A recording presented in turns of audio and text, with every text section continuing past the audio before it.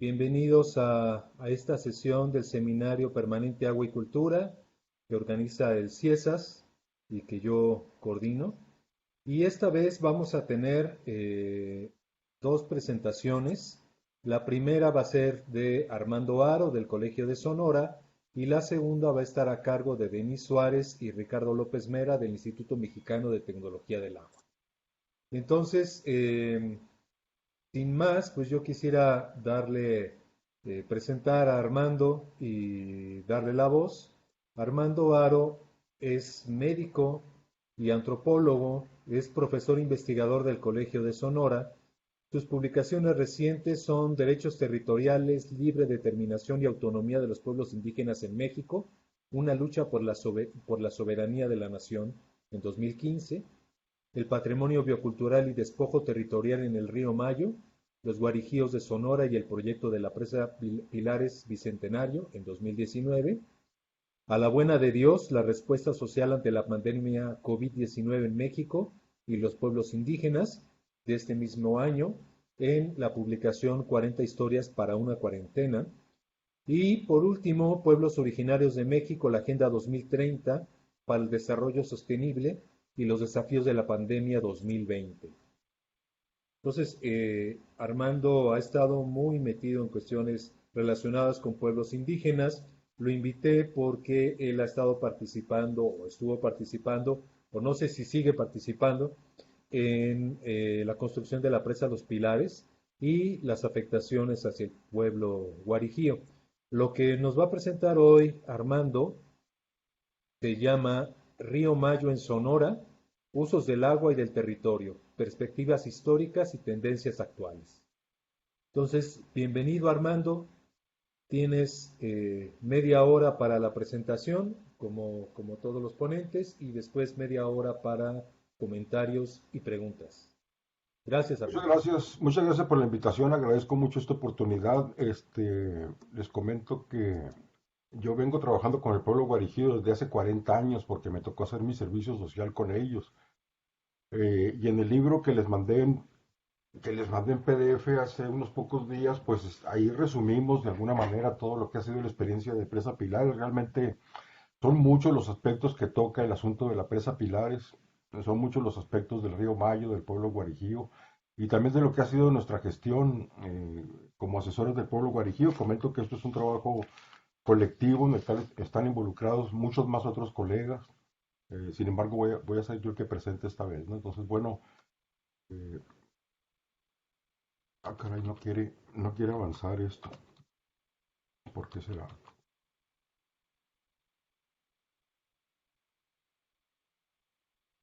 Curiosamente no me deja avanzar. Voy a ver Si si... le das con adelantar página o si no con las flechitas, Ah, bueno, ya está. ¿sí? Esta es la portada del libro, la que aparece en el recuadro inferior.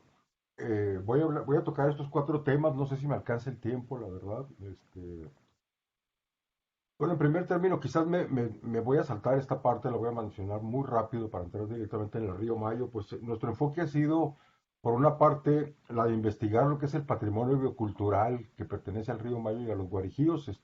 Nos basamos mucho en Toledo, en este concepto complejo que el patrimonio biocultural pues son los saberes, pero también es la parte material, los recursos vegetales y sobre todo estos saberes del monte, y entender que ha sido un desarrollo coevolutivo, que entendemos básicamente que el pueblo guarijío ha coevolucionado con el río Mayo y con la biodiversidad que alberga, ¿no? Por otra parte, pues todos sabemos, los que estamos en este seminario, el tema de los derechos indígenas, me lo voy a saltar realmente. Conocemos los convenios que ha firmado México, las normativas, conocemos también sobre todo por el licenciado López Bárcenas, ha ilustrado mucho las incongruencias que existen en términos de reconocimiento de los derechos lingüísticos, los derechos culturales, pero no de los territoriales, puesto que la figura de pueblo indígena no tiene una personalidad jurídica propia, ¿no? Entonces esto hace muy difícil la defensa territorial, como ha sido nuestro caso. Pues todos sabemos también la importancia que tienen los territorios para la propia persistencia, la sobrevivencia no solamente física, sino también cultural de los pueblos indígenas, por esta misma razón de que han coevolucionado y son parte muy importante, como es el caso del pueblo guarijío. pues sabemos la grave vulnerabilidad que tienen actualmente los pueblos indígenas. Realmente una cuestión que estamos viviendo en todo el mundo, como el capital extractivo, las diferentes formas que tiene de expropiación, de despojo, pues están desatadas, ¿no? Y la pandemia actual nos ha visto cómo esto se está incrementando realmente con el pretexto del control sanitario. Pues no, me voy a también saltar esta parte de extractivismo, la complicidad de las empresas, la ambigüedad que existe de parte del gobierno mexicano, cómo esto pues lleva el riesgo de desplazamiento forzado y en el caso pues de los proyectos hidroeléctricos esto es algo muy patente, como vamos a ver después. Aquí comento esta incongruencia que existe de que no existen mecanismos claros para la protección de los territorios, solamente señalamientos discursivos, muy parecido a lo que existe con el derecho a la salud, lo comento como médico. Y bueno, ¿por qué sería tan importante la defensa del río Mayo y del patrimonio biocultural de los derechos colectivos del pueblo guarijío? Pues entendemos por una parte que esta situación en la cual el río es parte integral de su vida cotidiana. Ellos son un pueblo que vive a las orillas del río y de los afluentes del río Mayo. Varios investigadores pues han mencionado esta estrecha relación. Nuestras investigaciones también han demostrado cómo hay un uso muy intensivo y un conocimiento también muy profundo de los recursos naturales. La belleza paisajística la podemos observar. Este es el lugar donde se une el agua del río Mayo con el arroyo Guajaray, que es el afluente más importante que tiene el río y que también va hacia otros territorios guarijíos, ¿no? Los norteamericanos, que son los que han estudiado más profundamente la biodiversidad del río, le llaman el bosque secreto justamente porque representa en su territorio un área de transición entre las tierras calientes de la costa y las de la sierra en Chihuahua. Entonces, curiosamente, también los guarijíos, yo les he llamado que son un grupo bisagra porque tienen tanto a nivel lingüístico como cultural tradiciones y costumbres que pertenecen tanto a los grupos caítas, léase mayos y yaquis de la costa de Sonora, pero también de los tarahumaras.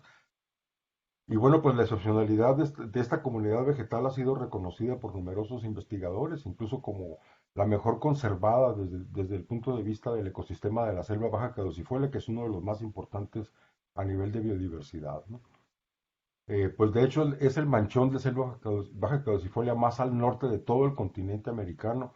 Y en la cuenca del río Mayo existe una riqueza extraordinaria con un número que hasta la fecha, sin que las investigaciones hayan sido exhaustivas, se ha calculado en mayor a 2.800 especies vegetales, ¿no? Es una biodiversidad enorme. Los guarijidos pues subsisten con la agricultura de temporal. Comentamos que los recursos del monte, que su misma agricultura no les alcanza realmente para sostenerse, siempre tienen episodios de hambruna cada año. Ellos elaboran numerosos productos artesanales.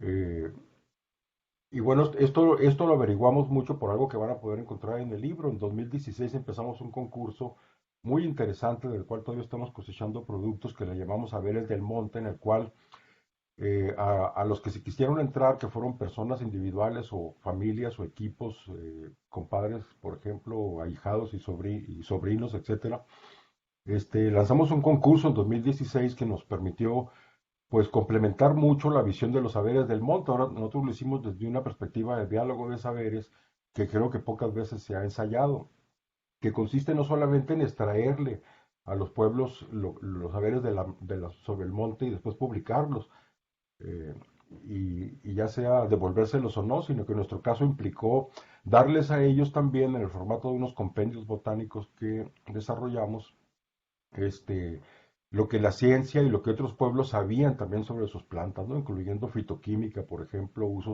otros usos de cada planta que había. Y esto pues generó una excitación y una participación muy grande, ¿no? Entraron al concurso desde niños de 7 años hasta abuelitos de 77. Y esto lo hicimos pues como una forma también desesperada ante el avance de la presa, que no podíamos detener su construcción a pesar de tener un amparo en curso, pues lo hicimos como una manera también de elevar la moral de la gente también. Entonces, mientras la empresa se estaba construyendo, nosotros estábamos haciendo esto junto con la gente. Involucramos a jóvenes, también los capacitamos en uso de Excel, por ejemplo, en traducción de Google, en la misma conformación de los compendios botánicos que hacíamos. Algunos de ellos tenían entre 100 y 400 páginas, por ejemplo, porque realmente era muy rico. les tradujimos también del inglés al español lo que los norteamericanos habían escrito sobre sus plantas, ¿no? Y bueno, la metodología es compleja, quien le interese le puedo pasar una ponencia que presenté la semana pasada donde explicamos muy claramente cómo se hizo este concurso, pero como pueden ver fue un proceso bastante complejo, ¿no? Que tuvo muchos productos y a la vez muchos recursos.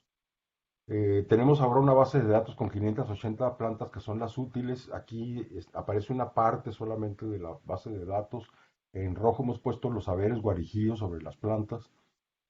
Eh, Podemos ver cómo cada una de las plantas tiene un archivo. Adentro del archivo hay artículos científicos, están las carpetas que ellos elaboraron escaneadas, están fotos, dibujos, etcétera. Aquí tenemos una imagen sobre la composición de la flora en la región. Aquí tenemos al fondo los dibujos que elaboraron, algunos hicieron bordados, fue realmente una riqueza, elaboraron adivinanzas, canciones, cuentos, historias, o sea, fue una riqueza extraordinaria la que...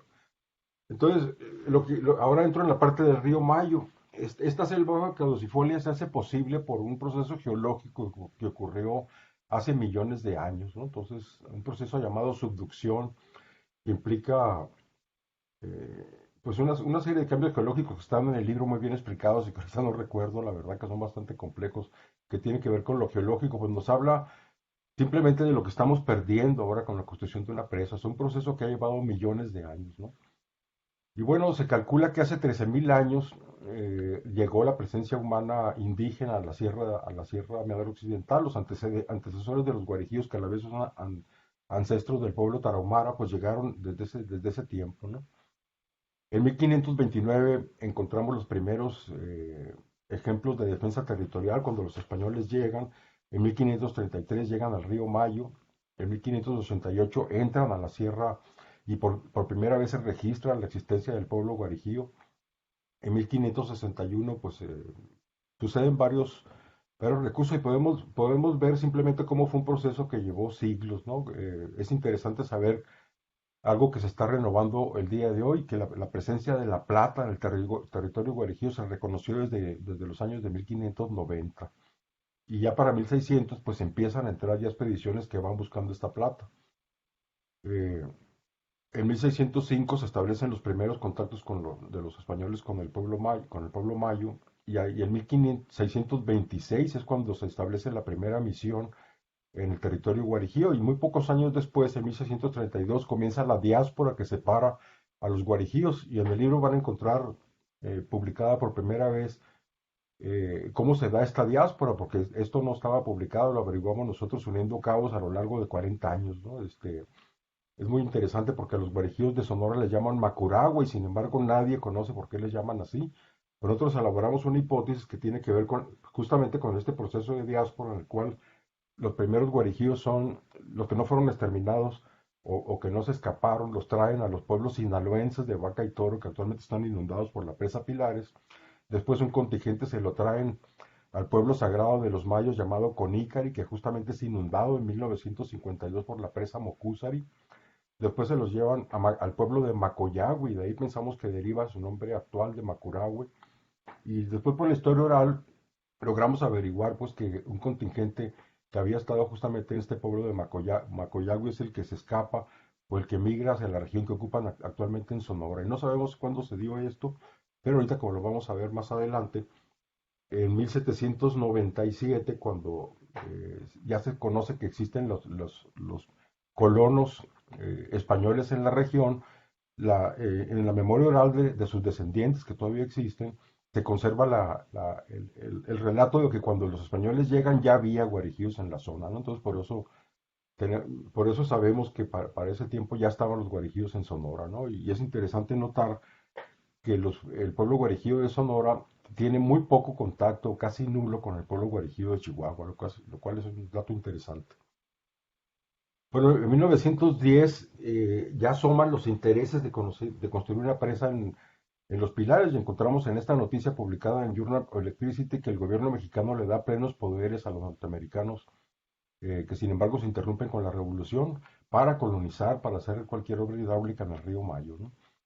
En 1928, de manera muy interesante, un ingeniero norteamericano le escribe un informe y lo publica, donde dice que el actual sitio donde se construye la presa Pilares es inadecuado para construir una cortina, justamente porque es roca volcánica porosa y porque hay aguas termales, ¿no? Sin embargo, pues a partir de 2009, ya estamos hablando de hace muy poco tiempo, pues el gobierno panista decide que ese va a ser el lugar donde se construya la presa. Bueno, el reconocimiento tanto del pueblo guarijío, que se creía extinto, nadie sabía que existían todavía, empieza en los años 30 con este señor que vemos aquí, que es Howard Scott Gentry, que él se viene justamente a estudiar el río Mayo, la flora del río Mayo. Él describe por primera vez el sistema selva baja caducifolia. Sus estudios sirven como base para caracterizar ese sistema que se encuentra en varias partes del mundo, incluso en la India, en Indonesia, en otras partes de América. Y además descubre al pueblo guarijío, se da cuenta que es un pueblo distinto de los mayos y de los tarahumaras. En 1942 publica su clásico Río Mayo Plans, que no está traducido al español, nosotros lo usamos bastante para lo del concurso. Bueno, aquí hablamos simplemente aquí vemos un diagrama donde se observa cómo el río Mayo sale desde las montañas de Chihuahua, es decir, toca territorio Pima, toca territorio Guarijío y toca territorio de los mayos, ¿no? Por eso me interesa esta. Y aquí vemos en esta imagen, pues las diferentes características de la flora, ¿no? Desde la flora fría de Chihuahua a 2.400 metros de altura, que es donde nace el río Mayo, hasta que desemboca en la costa de Sonora. En 1952, pues comienza la construcción de la presa. Vemos que el distrito de riego se crea un año antes. En 63 apenas Gentry publica este trabajo donde da a conocer la existencia de los guarijíos. Los mexicanos no nos enteramos, este trabajo sigue sin traducirse todavía. Y hasta 1973 los mexicanos nos enteramos de que existen los guarijíos porque un grupo guerrillero que viene de Madera, Chihuahua, justamente, pues va a la región, secuestra algunos yolis, alborotan a los guarijíos para que empiecen a salir de esa situación de peones por los que no había pasado ni siquiera la Revolución Mexicana, estaban en unas condiciones de esclavitud realmente hasta hace muy poco tiempo. Y bueno, pues por la prensa nos enteramos de que hay unos indígenas llamados guarijíos. En 1976 apenas el gobierno lo reconoce oficialmente porque un explorador canadiense que justamente publica este libro en Estados Unidos, los trae cuando estaba Luis Echeverría Álvarez entregando las tierras de la isla del Tiburón a los CONCACs, a los seris. Trae un contingente y los pone a bailar, entonces Echeverría inmediatamente los da a conocer y en 79 se abre el primer centro coordinador indigenista, justamente cuando Teresa Valdivia, que muchos de ustedes conocerán, pues comienza a trabajar con ellos y logra, por distintos procesos, pues que a través del programa Coplamar, se les den sus tierras, ¿no? Entonces, en 1980, que es el año en que llego yo como médico pasante, me tocó ser el primer médico de la región, les dan estos ejidos que, como podemos ver, están dispersos, no están conjuntos, ¿no? En el caso del ejido más importante de ellos, y para ellos empieza la cuenta nueva, justamente porque dejan esta condición de esclavitud al tener sus propias tierras. En el 81 es importante porque entra la minería muy cerca del territorio guarijío en San Bernardo. Se tuvieron que ir muy pocos años más tarde justamente porque no había agua. Eso es un dato muy importante para entender el presente. Y también comienza la siembra de cannabis en la región, cosa que sigue hasta la fecha. Eh, bueno, este es el libro que se publicó donde hablan los norteamericanos del bosque secreto de los guarijíos, el bosque que los mexicanos no conocemos, donde resaltan la riqueza. Y se comienzan a publicar algunos trabajos. Para empezar, los guarijíos se integran en el diccionario, en la biblioteca de la medicina tradicional que hace el INE en aquel tiempo con Carlos Sola. Teresa Valdivia publica sus trabajos, etcétera. El Journal of the Southwest le dedica en el 95 un número especial al río Mayo y empezamos a conocer mucho más los mexicanos la importancia que tiene este ecosistema, ¿no? Para ese tiempo también, pues los problemas de contaminación, no los menciono aquí en la presentación, pero están en el libro, ya son patentes en el río Mayo, justamente por la agricultura intensiva que se produce. No olvidemos que en Sonora inicia la Revolución Verde en los años 50, justamente, y es algo que también poco se sabe, ¿no? Poco se conoce. En 96 se decreta el río Mayo como área natural protegida, sin embargo, no hay intervenciones en la parte guarejía de Sonora. En 98 nosotros publicamos nuestro libro porque el INI nos encarga construir un sistema local de salud, cosa que solamente pudimos llegar a diseñar. Ya estaba yo trabajando en el Colegio de Sonora para aquel entonces.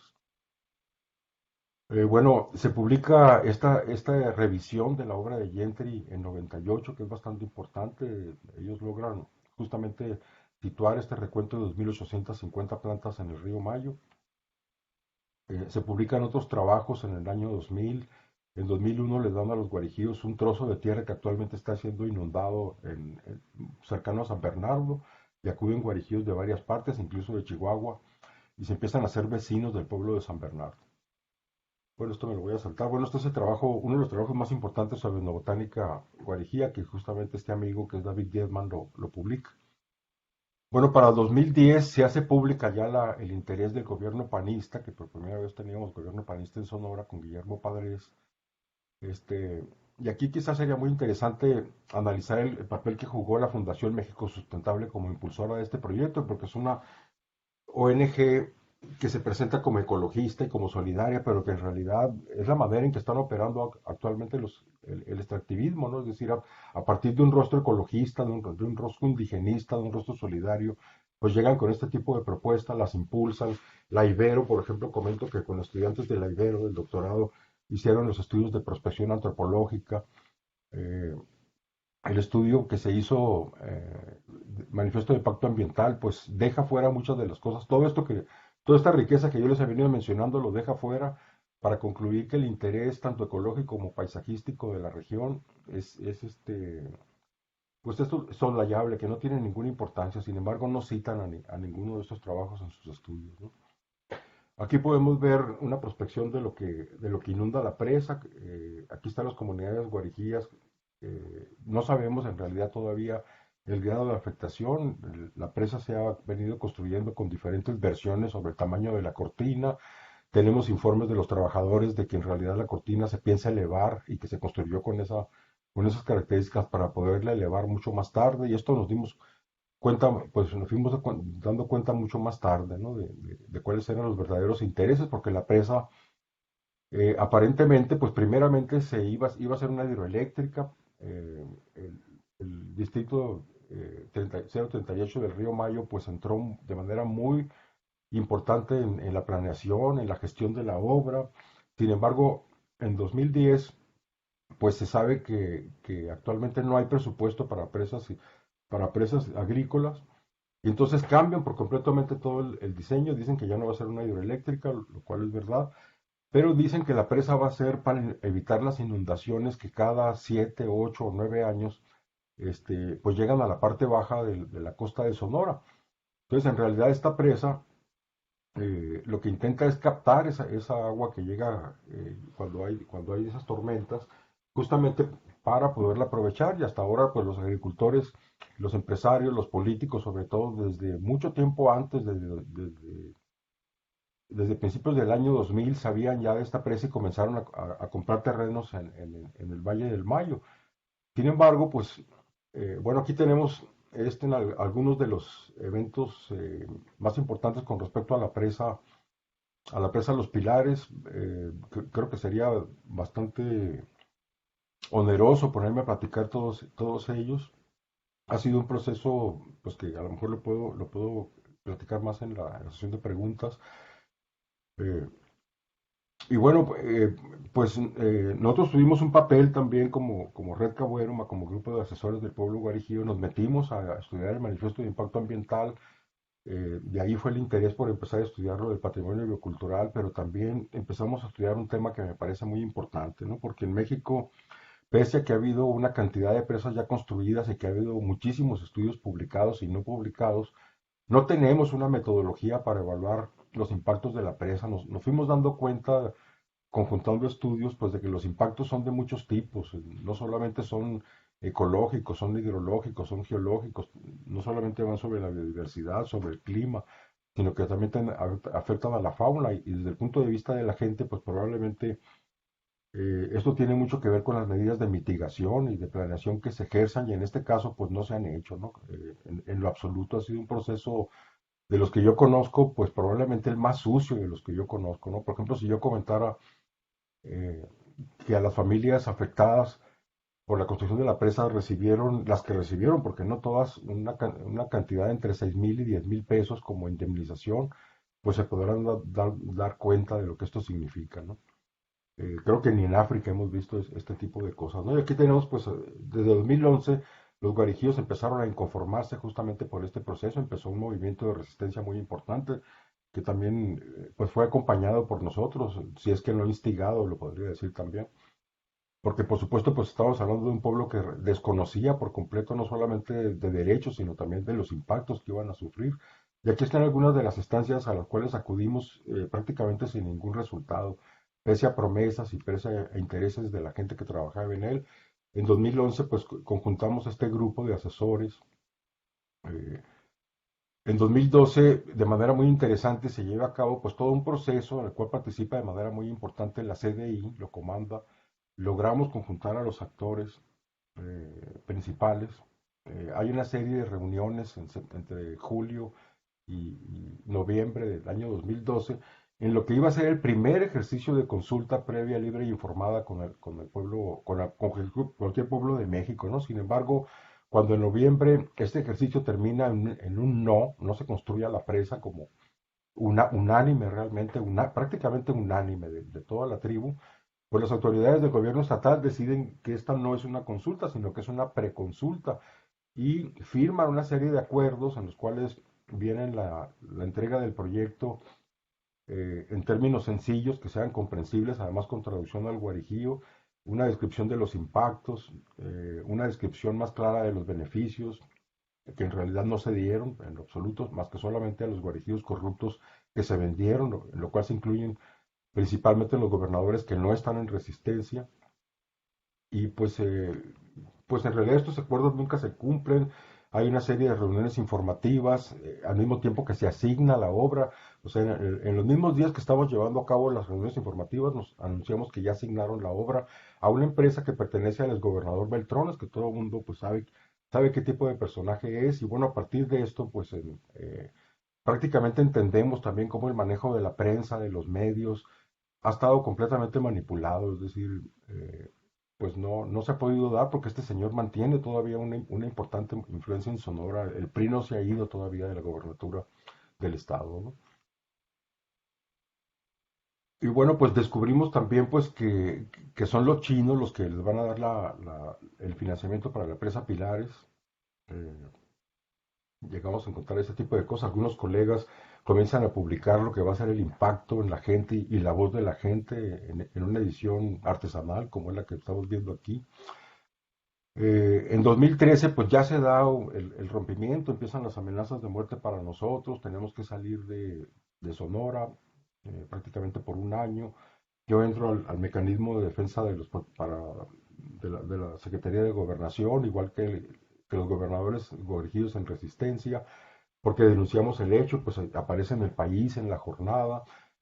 Curiosamente, los chinos nos vienen a buscar en la Ciudad de México para que les platiquemos bien del asunto y cuando terminamos las dos conferencias, las dos entrevistas que tuvimos, nos dicen, pues de aquí les vamos a venir a decir a los chinos, nos dice esta persona que es la gente que trabaja en México para ellos, que le vamos a retirar el financiamiento al gobierno de Sonora porque nos habían dicho que los guarejillos estaban de acuerdo, ¿no? Y como regalo les voy a dar una noticia.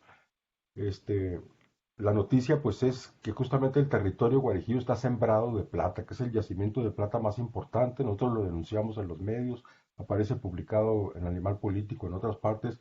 Sin embargo, las autoridades ni nadie absolutamente jamás se pronuncia al respecto de esta noticia de que el verdadero interés estriba en las minas que tiene el territorio guarijío concretamente, ¿no?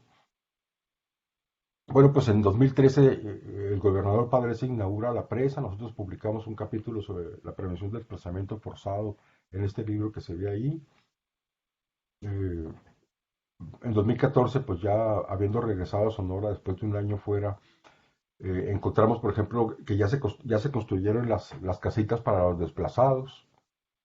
Pueden ver el tipo de casita, se puede ver la cercanía entre una casita y otra. Esto es algo completamente inusual para los guarijíos, porque los guarijíos viven con mucho patio y prácticamente viven todo el tiempo en las afueras y las casas las utilizan únicamente para guardar cosas o para resguardar enfermos o solamente en tiempo de mucho frío, pero incluso en tiempo de mucho frío tampoco se hace. Se duerme bajo los portales. Entonces les construyen unas casitas de un material eh, materiales muy malos, la gente no se va a vivir a ellas, de hecho, y actualmente pues está el pueblo como fantasma todavía, ¿no? Pero aclaro que a estos desplazados todavía no les ha llegado el agua todavía, cuando les llegue el agua no sabemos qué va a pasar con ellos, porque quizás tengan que ocupar estas casitas, ¿no? Y nosotros tenemos que llevarles hasta frijoles, porque pues parte de la parte más importante quizás de la estrategia gubernamental para vencer la resistencia es no solamente aprovecharse de la pobreza y de la hambruna, sino provocarla, porque le suspenden ayudas a los que están en resistencia. Entonces nosotros organizamos esta campaña, por ejemplo, en 2014, de llevarles alimentos, en el cual nos acompaña un contingente muy grande de ONGs y de otras gentes de Sonora. En 2016, pues ya con el nuevo gobierno priista, otra vez en Sonora, eh, pues nos damos cuenta de que el tratamiento sigue siendo igual, ¿no? Realmente incluso es peor, ¿no? Porque con los panistas había un diálogo, aunque parecía más bien un monólogo, porque nos dábamos cuenta que nunca, cuando les hablábamos de los impactos, por ejemplo, no era dime más, pues qué va a pasar, ¿no? Sino inmediatamente cambiar el tema. Entonces ellos iban a lo que iban de manera muy, muy clara, pero con la gobernadora priista que entró, pues el trato es peor, ¿no? Porque nos dicen, vamos a hacer la consulta, y en la misma semana le dicen a los guarijíos, no queremos más a los asesores, el trato va a ser de gobierno a gobierno, ¿no? Y entonces, a partir de entonces, de que entra este nuevo gobierno, a nosotros se nos veta la entrada y se nos deja de invitar a todas las reuniones cuando éramos parte muy importante de las negociaciones, ¿no? Y nosotros pues recibimos el financiamiento del Christensen Fund por varios años, todavía estamos con ese financiamiento. Empezamos el concurso, como les comenté en aquel tiempo. Y bueno, pues la última es de que pues pese a todo esto, ya que los guarijíos en marzo del 2019 ganan un amparo, pues no se logra no solamente impedir la construcción de la presa, sino que tampoco se hace efectivo el derecho a la consulta. Por ejemplo, tenemos la situación paradójica de que un pueblo que gana un amparo, pues sus gobernadores, aclaro, los que no están en resistencia, los que el gobierno y los preseros, como le llaman los guarijíos, a todos los agentes que han estado propugnando por la presa, este, pues los hacen que firmen una serie de documentos y que declaren en la prensa que no quieren la consulta. O sea, es una enorme paradoja de un pueblo que gana un amparo que costó 7 años y muchísimo trabajo, porque no fue un amparo tampoco como todos los amparos, pues tuvo muchas etapas de que fue rechazado por los juzgados. Entonces nosotros íbamos más arriba y más arriba. Cuando este proceso también, pues comento que estuvo también a nivel de la Comisión Interamericana de Derechos Humanos y de la ONU, por ejemplo, pero instancias que se han comportado completamente omisas, ¿no?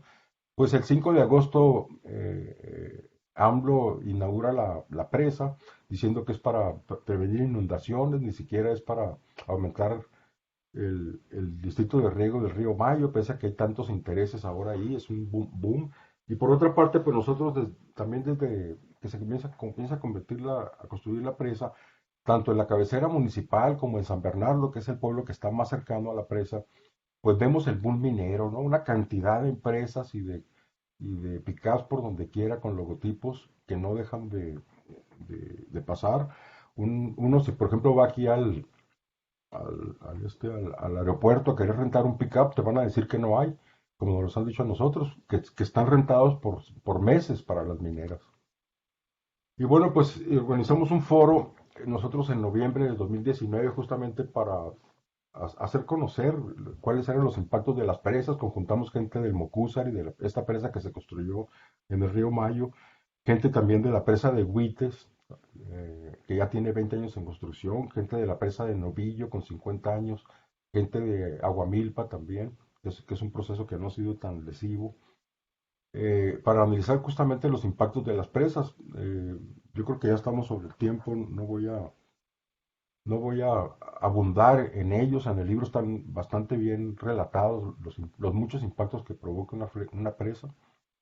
Ya he comentado que son diferenciales también, no es lo mismo para la gente que está abajo de la presa que la que está aledaña, que la que está arriba de la presa, ¿no? Pero lo que nosotros pues descubrimos es el impacto tan tremendo que tiene la vegetación y la biodiversidad. Es decir, yo cuando empecé este proceso, que dije yo, pues la primera vez que fui en 2011, que me mandaron llamar los guarijíos, cuando yo bajé de allá decía, pues qué bueno que se va a construir la presa, porque realmente hay mucha hambruna, porque está el narco metido hasta a morir, entonces esto va a traer cosas buenas, pero en cuanto bajé, empecé a consultar con tanto literatura como expertos y pues me fui dando cuenta realmente de los impactos que tiene la presa. Ahora quizás el impacto más importante sea en el caso Guarijío, pues la gestión desasiada, ¿no? A veces me pregunto yo si no les habría salido más barato, por ejemplo, hacer las cosas como se deben de hacer, que con todas las corruptelas que han tenido y los sobornos que han tenido que pagar, porque ha sido realmente un ejercicio bastante sucio.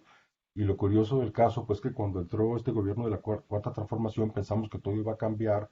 Nos consta que de parte de Conagua, de Semarnat, hubo un interés muy fehaciente porque se llevara a cabo la consulta, aunque ya no iba a ser previa, pero iba a ser para negociar justamente condiciones. Y a nosotros nos interesaba mucho hablar de las condiciones de mitigación, no solamente desde el punto de vista ecológico, sino también con la gente, ¿no? Porque hicimos pues una serie de, un paquete, digamos que lo van a encontrar como el último cuadro en el libro que les envié, donde están los mínimos que los guarijíos deberían de pedir y tiene que ver con el manejo de las aguas para poder pescar ahí, tiene que ver con lanchas, con manejo del ecoturismo.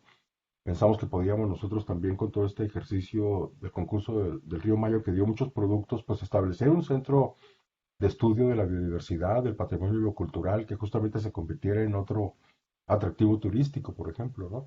Y sobre todo proyectos productivos con los productos del monte, ¿no? Entonces, bueno, pues estas son algunas consecuencias que están en- de lo que aprendimos nosotros sobre cómo impacta una presa un territorio. Pues abarca toda una cuenca, sus consecuencias son distintas. Mientras más grande el reservorio, mayores son los impactos. Por eso en varios momentos nosotros sugeríamos explorar la posibilidad no de hacer una presa, sino 5 pequeños represos, por ejemplo, porque averiguamos que la magnitud de la inundación es la que más afecta, ¿no? La profundidad, todo esto, ¿no? Y también que cada presa es única, aprendimos en el proyecto, y que también mucho depende, justamente como ya lo dije, del manejo que se le dé, no solamente en la etapa de construcción, sino posteriormente a ella, ¿no? Bueno, pues encontramos también que la gente inundable, afectable, pues había distintos grados de afectación y que es mucho mayor de lo que el gobierno reconoce, lo que las empresas reconocen. Y aquí en este cuadro, que no me voy a detener en él, pues tenemos simplemente, también está en el libro, pues algunas de las presas que se han construido en México, los desplazamientos en números que han llevado, eh, y otra serie de datos técnicos, y acá podemos ver los estudios que se han realizado, ¿no? Y lo que más preocupa, pues, es que los especialistas en presas no hemos podido todavía construir una metodología realmente. Creo que hay muchos elementos en la literatura sobre desplazados, no solamente por presas, por ejemplo, para evaluar y para proponer medidas de mitigación, pero pues no tenemos realmente todavía una metodología en México, me parece el aspecto más preocupante quizás, ¿no? Y bueno, pues las estrategias de defensa han sido muchas en realidad. Todas estas instancias tienen que ver, las que están en rojo son con las que nosotros tuvimos una activa gestión y, que también fue infructuosa, por cierto. Comentamos que nunca acudimos, por ejemplo, con el Consejo de la Cuenca del Río Mayo. En el libro van a encontrar también pues lo fantasmagórico que son los consejos de cuenca del río Mayo, no solamente del río Mayo, sino en todos los ríos de México. Los consejos de cuenca realmente solamente sirven para legitimar decisiones que se toman en otro nivel, ¿no? Y bueno, pues ya para terminar, pueden ver aquí la serie de gestiones y de acciones que hicimos a lo largo de 7 años. Pues han sido muchas realmente y son muy variadas las acciones que hicimos. Nos pusimos a contabilizarlas ya para trabajar en el libro. Podemos ver cómo la difusión son las que más utilizamos, pero las defensivas también fueron importantes, etcétera, ¿no? Con eso termino la presentación.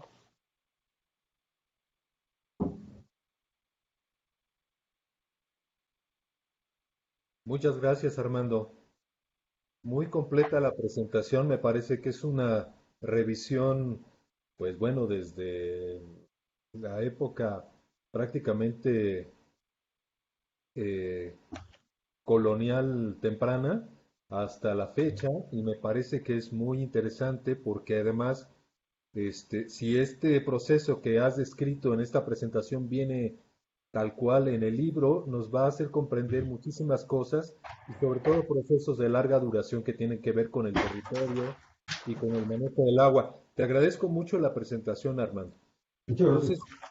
Entonces, quiero pasar bueno, yo tenía nomás un comentario. Habla de este proceso desasiado en la construcción de la presa y yo creo que es procesos desasiados en la construcción de muchísimas presas, ¿no?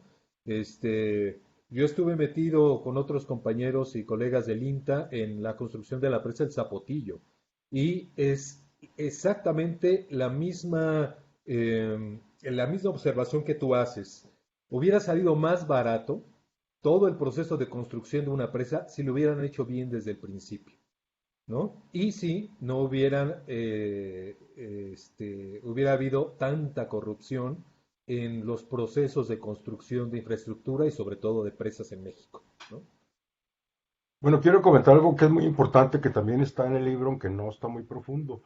El coautor del libro, compañero asesor, que es Ramón Martínez Coria, a él le tocó acompañar el proceso de la presa Huites, entonces ganaron realmente en su momento, es uno de los pocos procesos que ganaron ante la Comisión Interamericana de Derechos Humanos, entonces obligaron a la CONAGUA y al gobierno de México a que indemnizara de una manera muy fehaciente al pueblo de Huites. Entonces les construyeron unas casas bastante grandes, en terrenos grandes, les dieron tierras de riego incluso, les dieron los derechos de uso del vaso de la presa.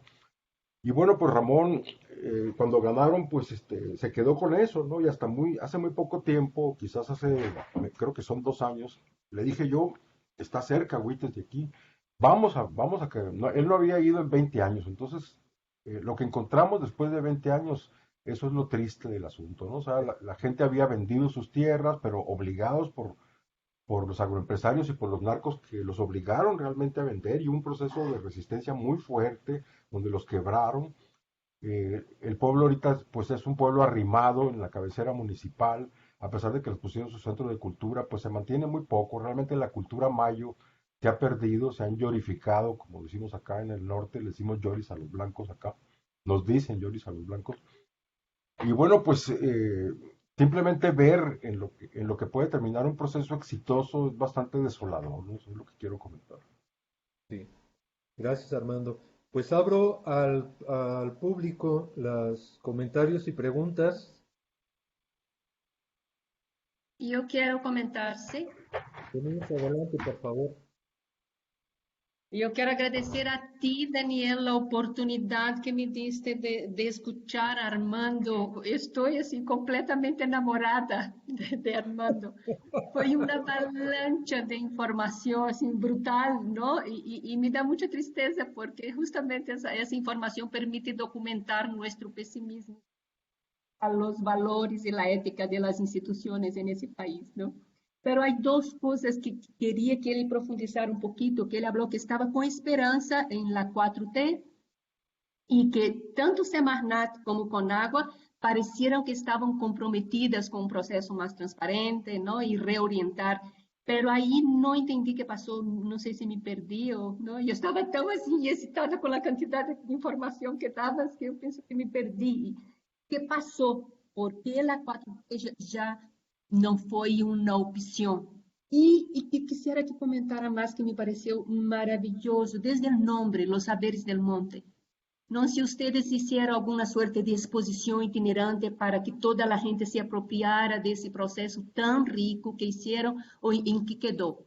Y felicidades, felicidades, realmente eres genial y principalmente por el por qué y para qué de la ciencia, ¿no? Tu nivel de compromiso, de activismo político y mezclar eso con la academia me parece lo perfecto y pienso que es lo que debíamos hacer todas las personas que estamos trabajando en la ciencia, ¿no? ¿Ciencia para qué? Bueno, pues yo quiero comentar desde mi punto de vista personal, yo voté por AMLO, obviamente, bueno, perdón por lo de obviamente. Yo creo, aquí en Sonora, lo que yo pienso es que no ha llegado la 4T, es decir, el poder que tiene el PRI aquí todavía es muy fuerte. El libro lo publicamos en agosto. Bueno, comento solamente que a partir de exactamente de la presentación del libro, que además fue virtual, esa misma noche empecé a sufrir otra vez una represión tremenda por parte por parte de quién sabe quién, porque todos lo hacen anónimamente, tú no te das cuenta quién te empieza a hacer cosas en tu casa. Y bueno, pues lo voy a comentar, no me importa a mí, lo puedo discutir epistemológicamente incluso, ¿no? Brujería, brujería muy fuerte en mi casa, hackeo de tanto del teléfono como de los medios electrónicos. A mí me volvieron a admitir otra vez, estoy otra vez en el mecanismo de defensores, otra vez de nuevo, ya había dejado de estarlo.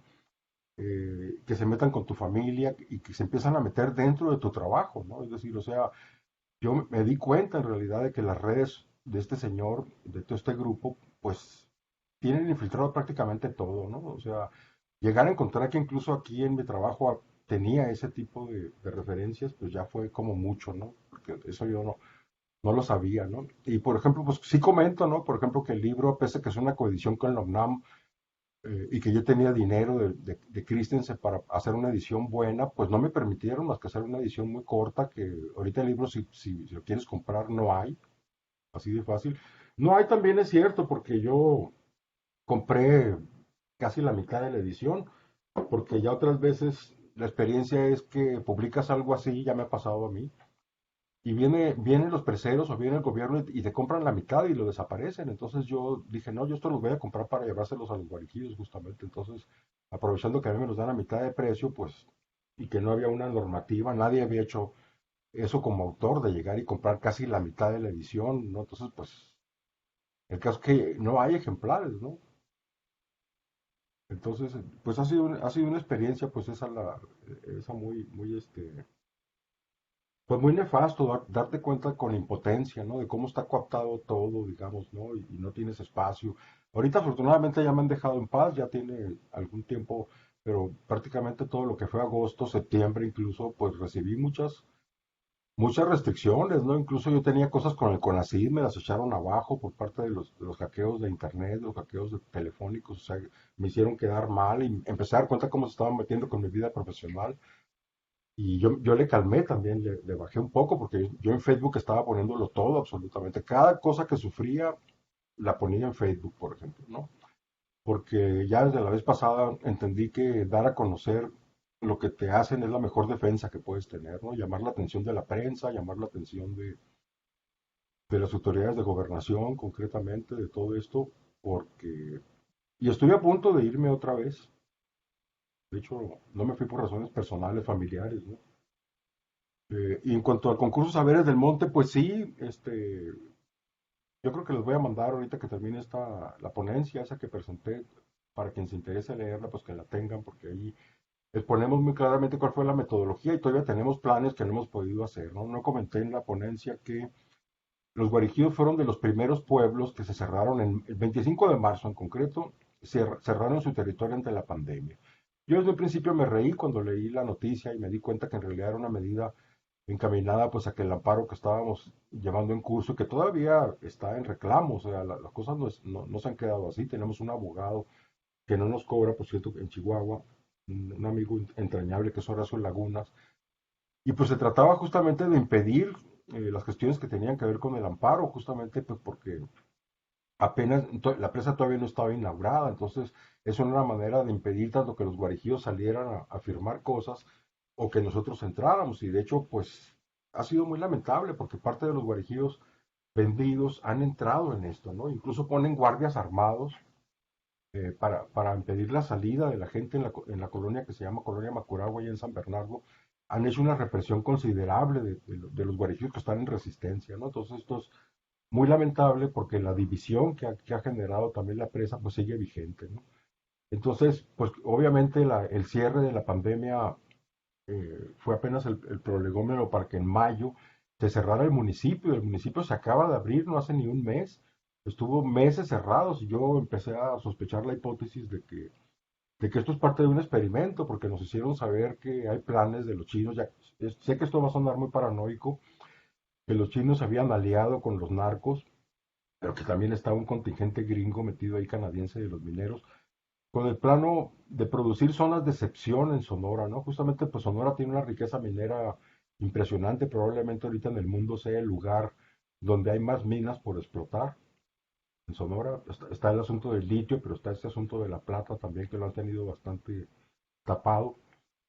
Y de crear zonas de excepción, porque en Álamos, por ejemplo, pues interrumpieron el transporte público desde mayo, entonces la gente no podía salir, a excepción de que consiguieras un salvoconducto de un comité ciudadano eh, que te dejaba salir o no del municipio y después entrar también de vuelta si no traías el salvoconducto.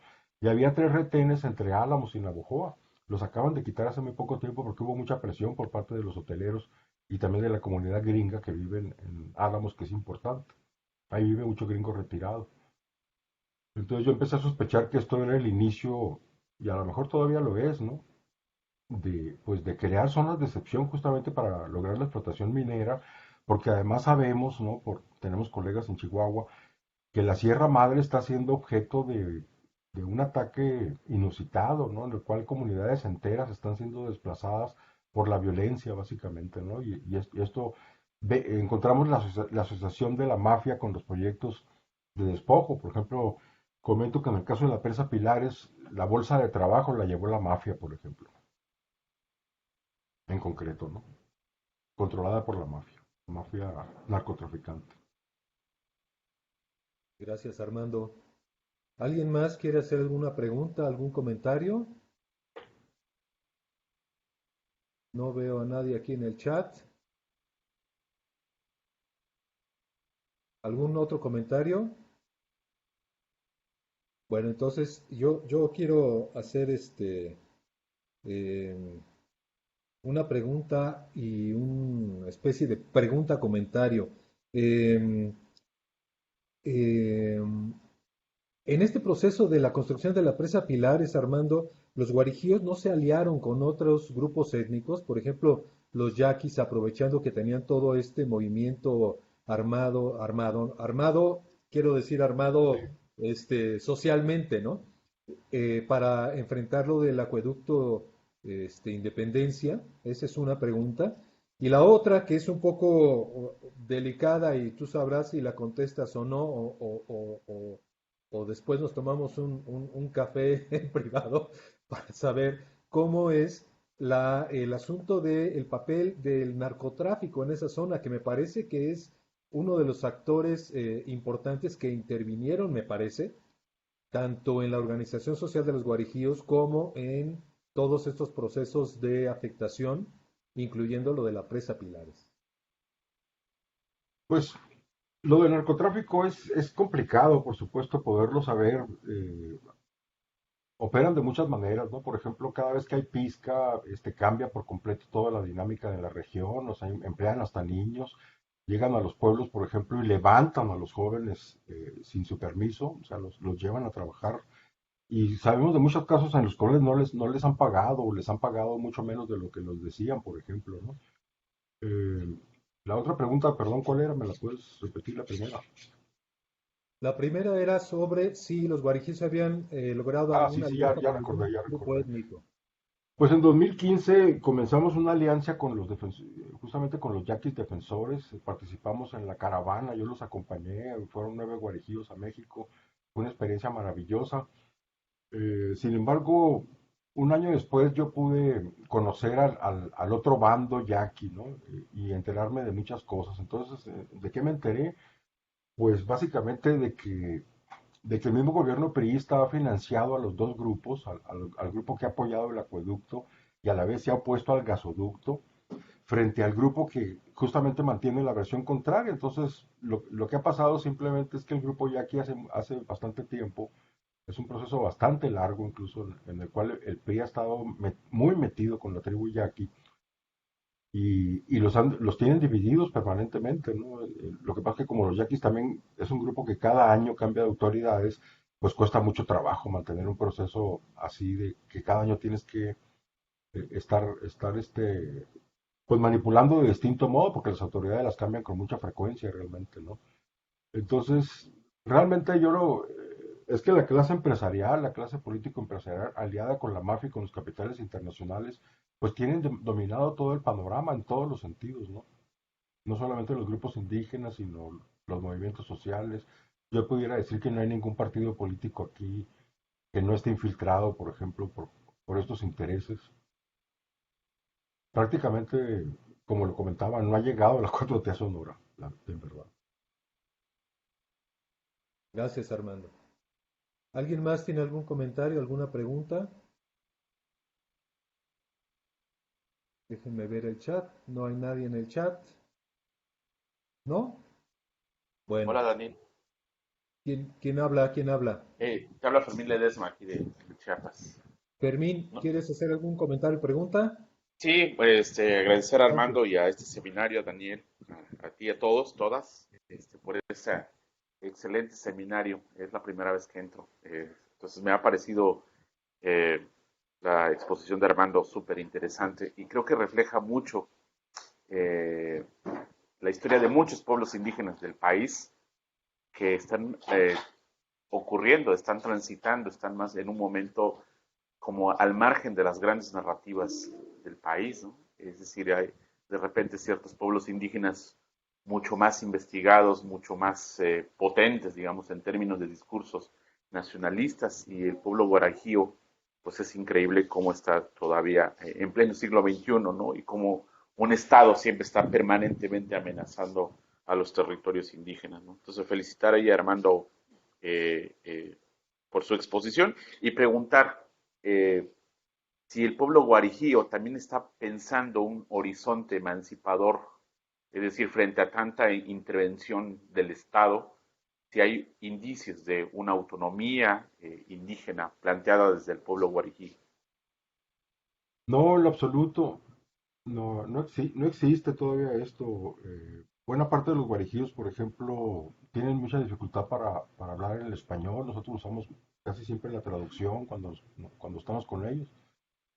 Sobre todo las mujeres y la gente mayor, aunque sí entienden un español básico, pero pues todo este mundo de leyes y de procesos y de despojos, pues les es completamente desconocido, ¿no? Este, no conocen realmente, pese a que bueno, sí comento que algunos de ellos han tenido bastantes experiencias ya de tener contacto, de incluso de ir a la zona zapatista, por ejemplo, de participar con Serapaz en el movimiento para la defensa de la tierra, de ir a numerosos foros, pero sin embargo están muy débiles realmente, tanto desde el punto de vista organizativo como desde el punto de vista de conciencia de lo que está pasando.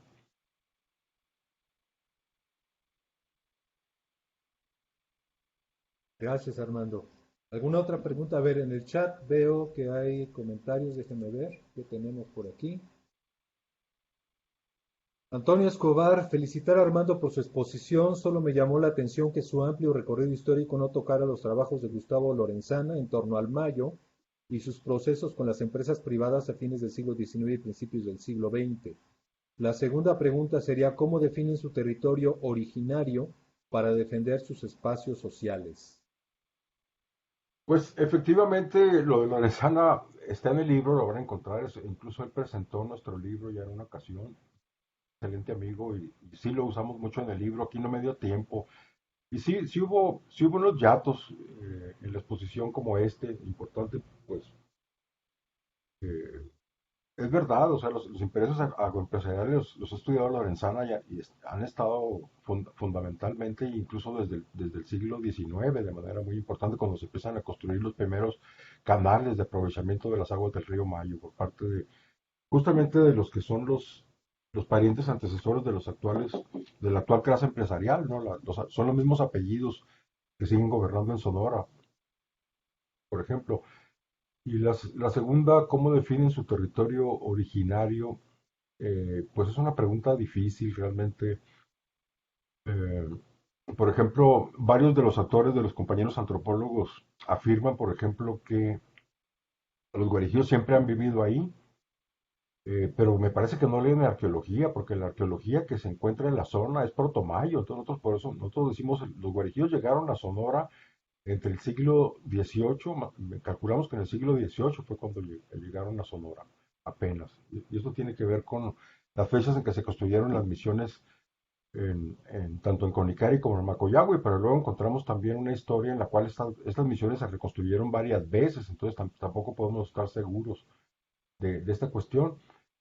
Y, y este territorio originario, pues nosotros se lo hemos tratado de infundir a los guarijíos como lo que es esa parte de lo que es la cuenca media del río Mayo, pero con esto también hemos querido decir que hemos hecho un trabajo también con los pobladores yoris que están en la región para hacerles saber que todos ellos van a ser afectados por la presa Pilares. Y, y bueno, pues en realidad su territorio eh, legal pues está en la base de los ejidos, entonces una buena parte importante de las negociaciones que nosotros les hemos propuesto a los guarijíos que retomen como bandera es que se les cedan las tierras que están en medio de los predios que tienen.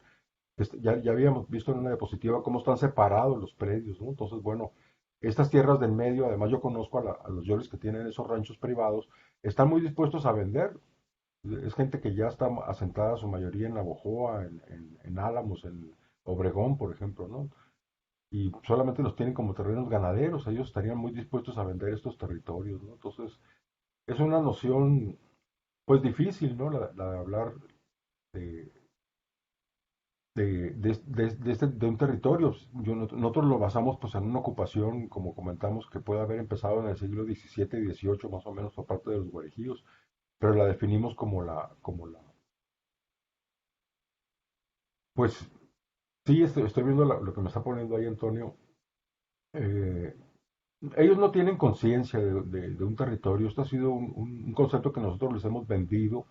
Por ejemplo, mandamos a hacer un póster donde aparece el territorio de donde está la cuenca del río Mayo, la que está ocupada por la parte más al norte de Guarejíos y la parte más al sur, y lo que abarcan las tierras ejidales a los lados. Entonces, esta es la imagen que nosotros les hemos vendido como el territorio que hay que defender y que hay que cuidar, ¿no? Pero otra cuestión ya es la de la base legal, ¿no? Es decir, sí aparece, yo más bien creo que en nuestro imaginario de los asesores del pueblo guarijío, eh, lo que nosotros le llamamos el territorio guarijío de Sonora, pero sabemos que desde el punto de vista ecológico, pues es una región que está eh, en contubernio, ¿no? Y de manera muy interesante, compañeros del CIAD, por ejemplo, que han hecho investigaciones por satélite, tomando imágenes satelitales, hacen ver cómo esta parte del territorio está mucho mejor conservada que el resto, ¿no? Por ejemplo, ¿no? Obviamente, ¿no? Muy bien. Muchas gracias, Armando. Ok. Este, pues ya no veo más comentarios ni más preguntas, tampoco en el chat. Entonces le quiero dar las gracias a Armando por su presentación. Ese de ustedes. Este, el libro que nos enviaste, pues sí, es material de consulta obligado para quienes estamos metidos en cuestiones relacionadas con, no solamente con los guarijíos, sino también con la construcción de presas en México, de infraestructura y de afectación a los llamados territorios o regiones indígenas, ¿no? Muchas gracias, Armando. Bueno, Y bueno, pues ahora quiero presentar a nuestros segundos ponentes.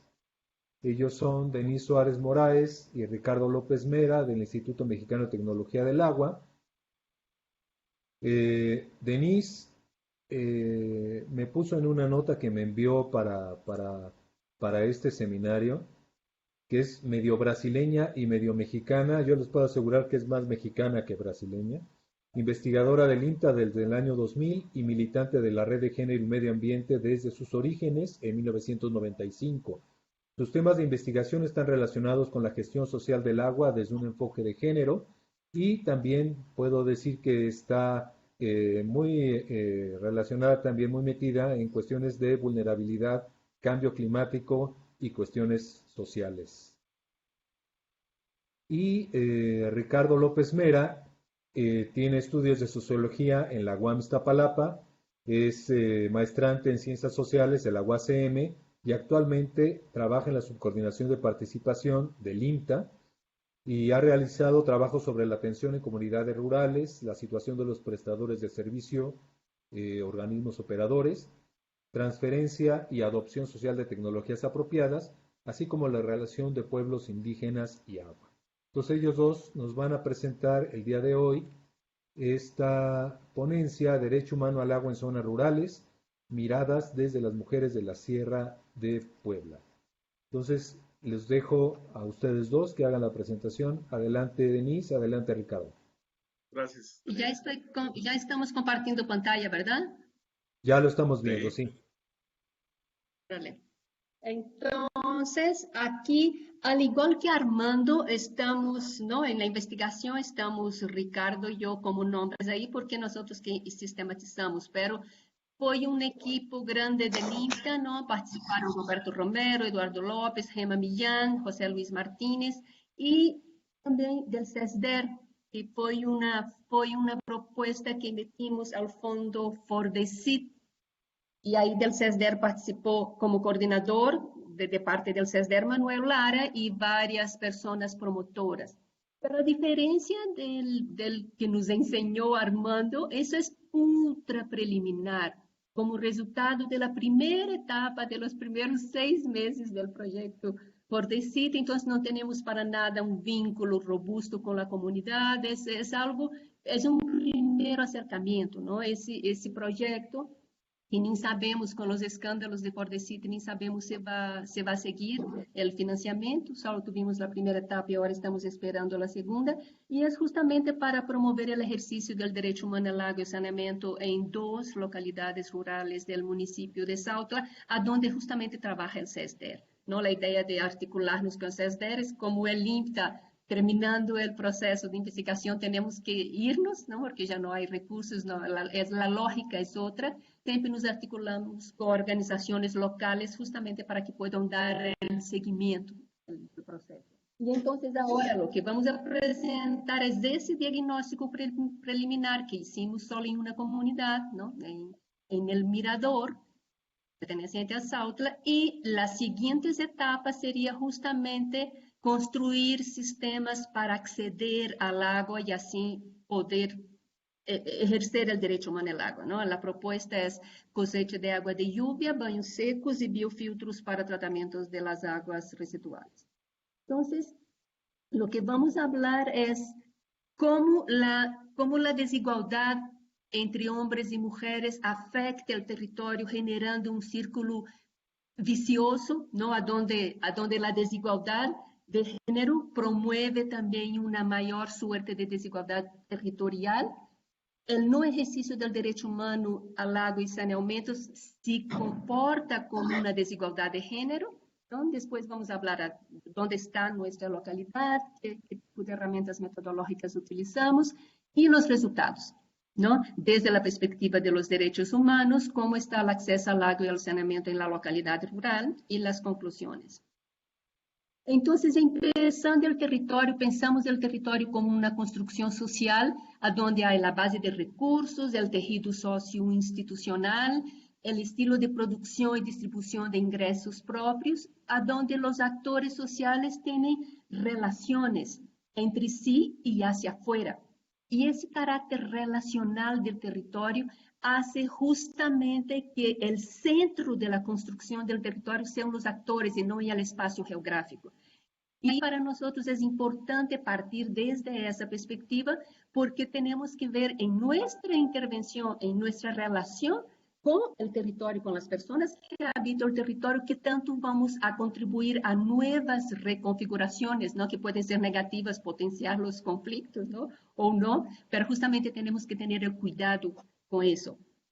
E com relação às desigualdades entre homens e mulheres em los territórios, justamente o que estava comentando quando di qual seria a ruta, essas desigualdades restringem as oportunidades das mulheres, também impactam as desiguais possibilidades de desenvolvimento de los territórios. Então, quanto mais as mulheres tenham acesso a ativos simbólicos, ativos físicos, ativos financeiros, a toda suerte de ativos, mais oportunidades vão atrair para os territórios. Então, isso pode ajudar a romper essa espiral viciosa e generar uma espiral virtuosa, onde justamente o empoderamento feminino se comporta como um motor para o fortalecimento territorial. Agora, pensando em los direitos humanos ao água e saneamento, vai ser um recuento muito rápido, ¿no? Desde onde viene ¿no? Empezando con la observación general número 15, ¿no? De Naciones Unidas en 2002, que ahí solo planteaba el derecho humano al agua. A partir del 2010 hubieron dos resoluciones de la ONU, una propuesta por Evo Morales, ¿no? Que estaba centrada en la necesidad de que los países en desarrollo reciban recursos financieros, transferencia tecnológica y fortalecimiento de capacidades para que pueda promover el ejercicio del derecho humano al agua y al saneamiento, y otra del Consejo de Derechos Humanos, a donde plantea que el derecho humano al agua y al saneamiento está indisolublemente asociado al derecho a la vida y a la salud física y mental, ¿no?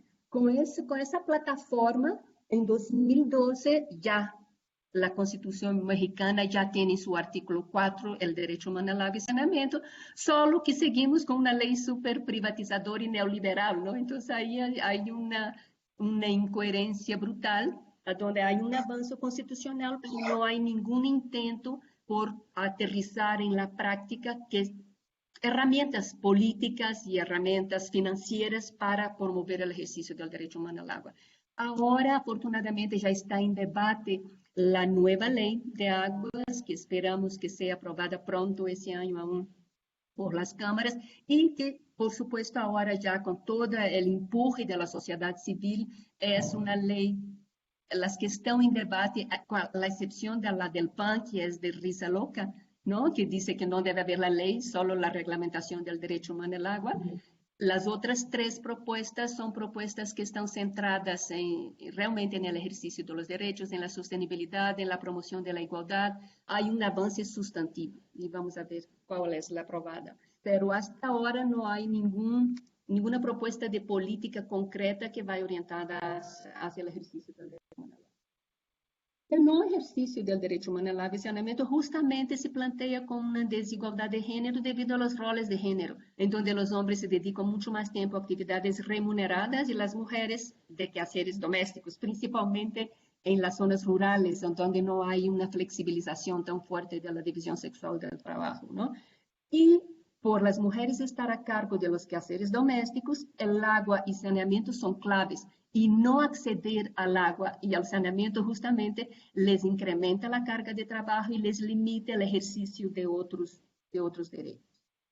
Ahora, la brecha entre los territorios rurales y urbanos provoca una mayor subordinación, ¿no? y desigualdad de las mujeres rurales. Entonces, además de ser mujer, de ya tener la desigualdad de género, hay la desigualdad territorial, ¿no? Entonces, esas mujeres rurales tienen mucho más dificultad para acceder no solo a servicios de agua y saneamiento, sino a educación, a transporte, a todos los servicios que los territorios urbanos tienen mucho más acceso y donde las políticas están mucho más orientadas, ¿no?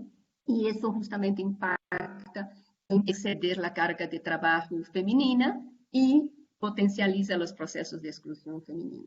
Ahora, estos componentes del derecho humano al agua, aquí falta el de aceptabilidad, ¿no? Quiero hablar un poco el impacto del no ejercicio del derecho humano en esos componentes en las mujeres, ¿no? Además, los ejes transversales, ¿no? Que además son esos componentes del derecho humano al agua y saneamiento y los ejes transversales de sostenibilidad, de no discriminación y acceso a la información y participación. Entonces, si se logra eso, realmente es una carta a Santa Cruz. Entonces, si se logra, sería realmente maravilloso para todos los territorios, porque ahí la falta de acceso no son solo en territorios rurales, ¿no? Aquí nuestro ejemplo es rural, pero en los territorios periurbanos. Entonces, con relación a la disponibilidad, a nivel mundial, si no hay agua en las viviendas, son principalmente las mujeres las responsables del acarreo, ¿no? El 64% son mujeres, 24% hombres, 8% niñas y 4% niñas. Si el agua está contaminada, son las mujeres las responsables del cuidado de las personas enfermas en las familias. Entonces, elas están perdiendo tiempo que podrían estar dedicando a otras actividades.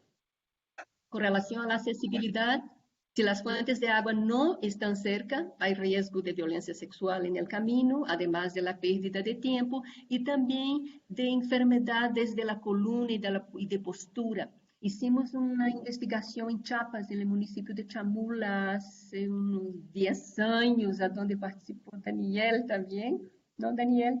Y ahí justamente las mujeres reclamaban de dolores de columna, de problemas de postura, justamente porque tenían que ir al manantial, tardaban más de una hora y cargaban 20 kilos en las espaldas y 6 kilos de pilón en la mano. Entonces regresaban de las fuentes con 26 kilos cargando, ¿no? Caminando. Y con relación a asequibilidad tiene que ver con el costo del agua, ¿no? Dice Naciones Unidas que el costo no debe sobrepasar el 3% de los ingresos familiares, pero hay ahí todo un debate de críticas a ese 3%, porque los ingresos en los países del tercer mundo, en economías más rurales, no están contabilizados así tan fáciles, ¿no? Hay otras entradas de recursos que es muy difícil contabilizar. Y en términos de género, ¿no? Hay la frase célebre que la pobreza tiene cara de mujer, de cada 100 hombres en extrema pobreza, en América Latina hay 132 mujeres, entonces justamente los hogares con jefatura femenina tendrán más dificultades de hacerse cargo de los costos de agua y saneamiento. Ahora, entrando en la localidad de estudio, ahí es la localidad del Mirador, es en Sautla, ¿no? Es en la región de la Sierra Nororiental de Puebla. El municipio es un municipio predominantemente rural, incluso la cabecera municipal es rural, solo una comunidad es urbana que está al pie de la carretera, ¿no? Y todas las otras son rurales dispersas. El Mirador tiene 117 habitantes, 44 hombres y 73 mujeres, y justamente por ser pocos habitantes en el proyecto, queremos justamente el ejercicio del derecho humano al agua y al saneamiento por el 100% de las familias, ¿no? Y tiene 33 viviendas habitadas. Y ahí de las viviendas, ninguna cuenta con el servicio de agua dentro de la vivienda, ¿no? Es la tubería que pasa junto al terreno, en la calle, y la gente tiene que poner sus mangueras para acceder. Y no hay saneamiento eficiente, todas las viviendas cuentan con letrina, pero esa letrina muy en malas condiciones, ¿no? Sin las condiciones sanitarias adecuadas. Y el grado de contaminación de la zona es muy alta. Y aquí está el aviso a dónde está el sistema. ¿Sí? ¿Me escuchan? Denise, ¿podrías Escuché un cambiar la ruido. página?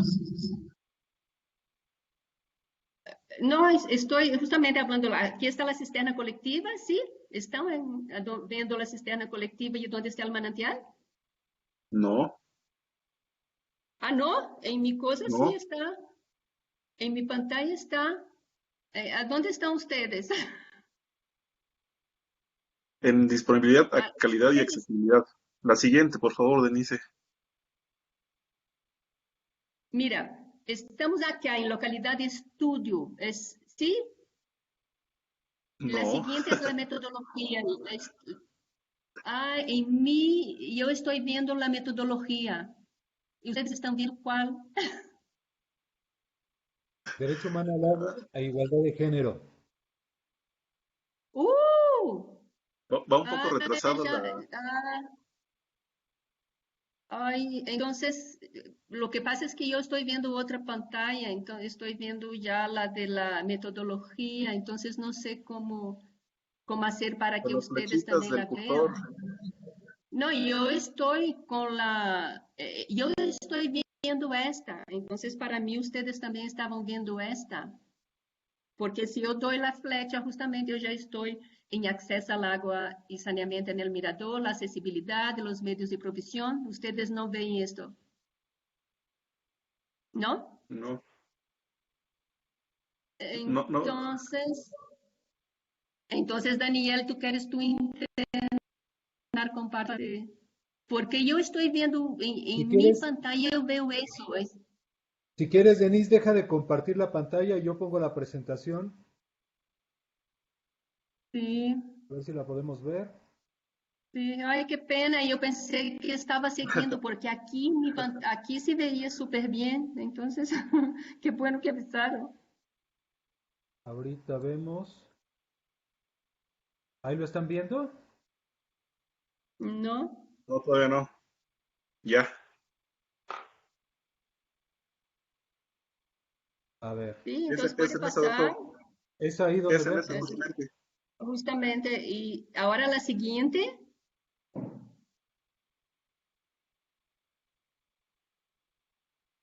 Ah, tampoco, sí. Ahí está. No, si, Entonces, si lo que quieres, si quieres la anterior, sí. Daniel, para que vean todos los compañeros la ubicación geográfica de la localidad, por favor, ándale. Era la que estaba explicando Denise, sobre Bien. la ubicación de... Así que es justo. Tú me vas diciendo, Denis, para cambiarle, ¿no?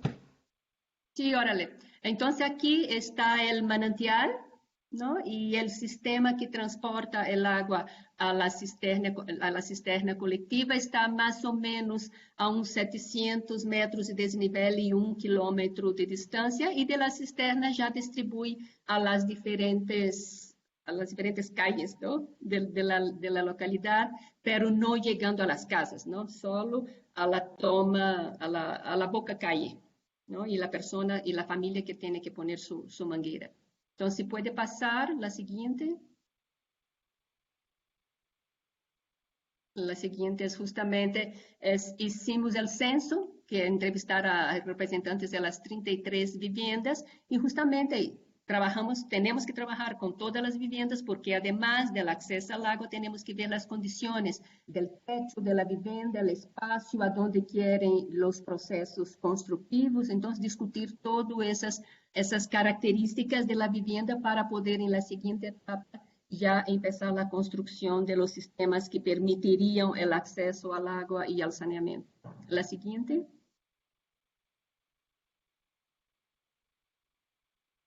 Entonces, ahora los resultados desde la perspectiva de los componentes del derecho humano, cómo está la localidad, ¿no? Con relación a la accesibilidad, lo que había comentado, ¿no? La comunidad se abastece del manantial que está ubicado a 1 kilómetro, con desnivel de 700 metros, y eso implica un fuerte pago de energía eléctrica. Y, por supuesto, es el comité quien tiene que gestionar para que cada familia pague la cuota del agua. Y la idea también del proyecto es poner energía solar para reducir el cargo de la energía eléctrica, ¿no? Y lo que también había comentado, el sistema conduce al tanque de almacenamiento y las tuberías son solo hasta en la entrada del terreno. Y hacia dentro del terreno es por mangueras, ¿no?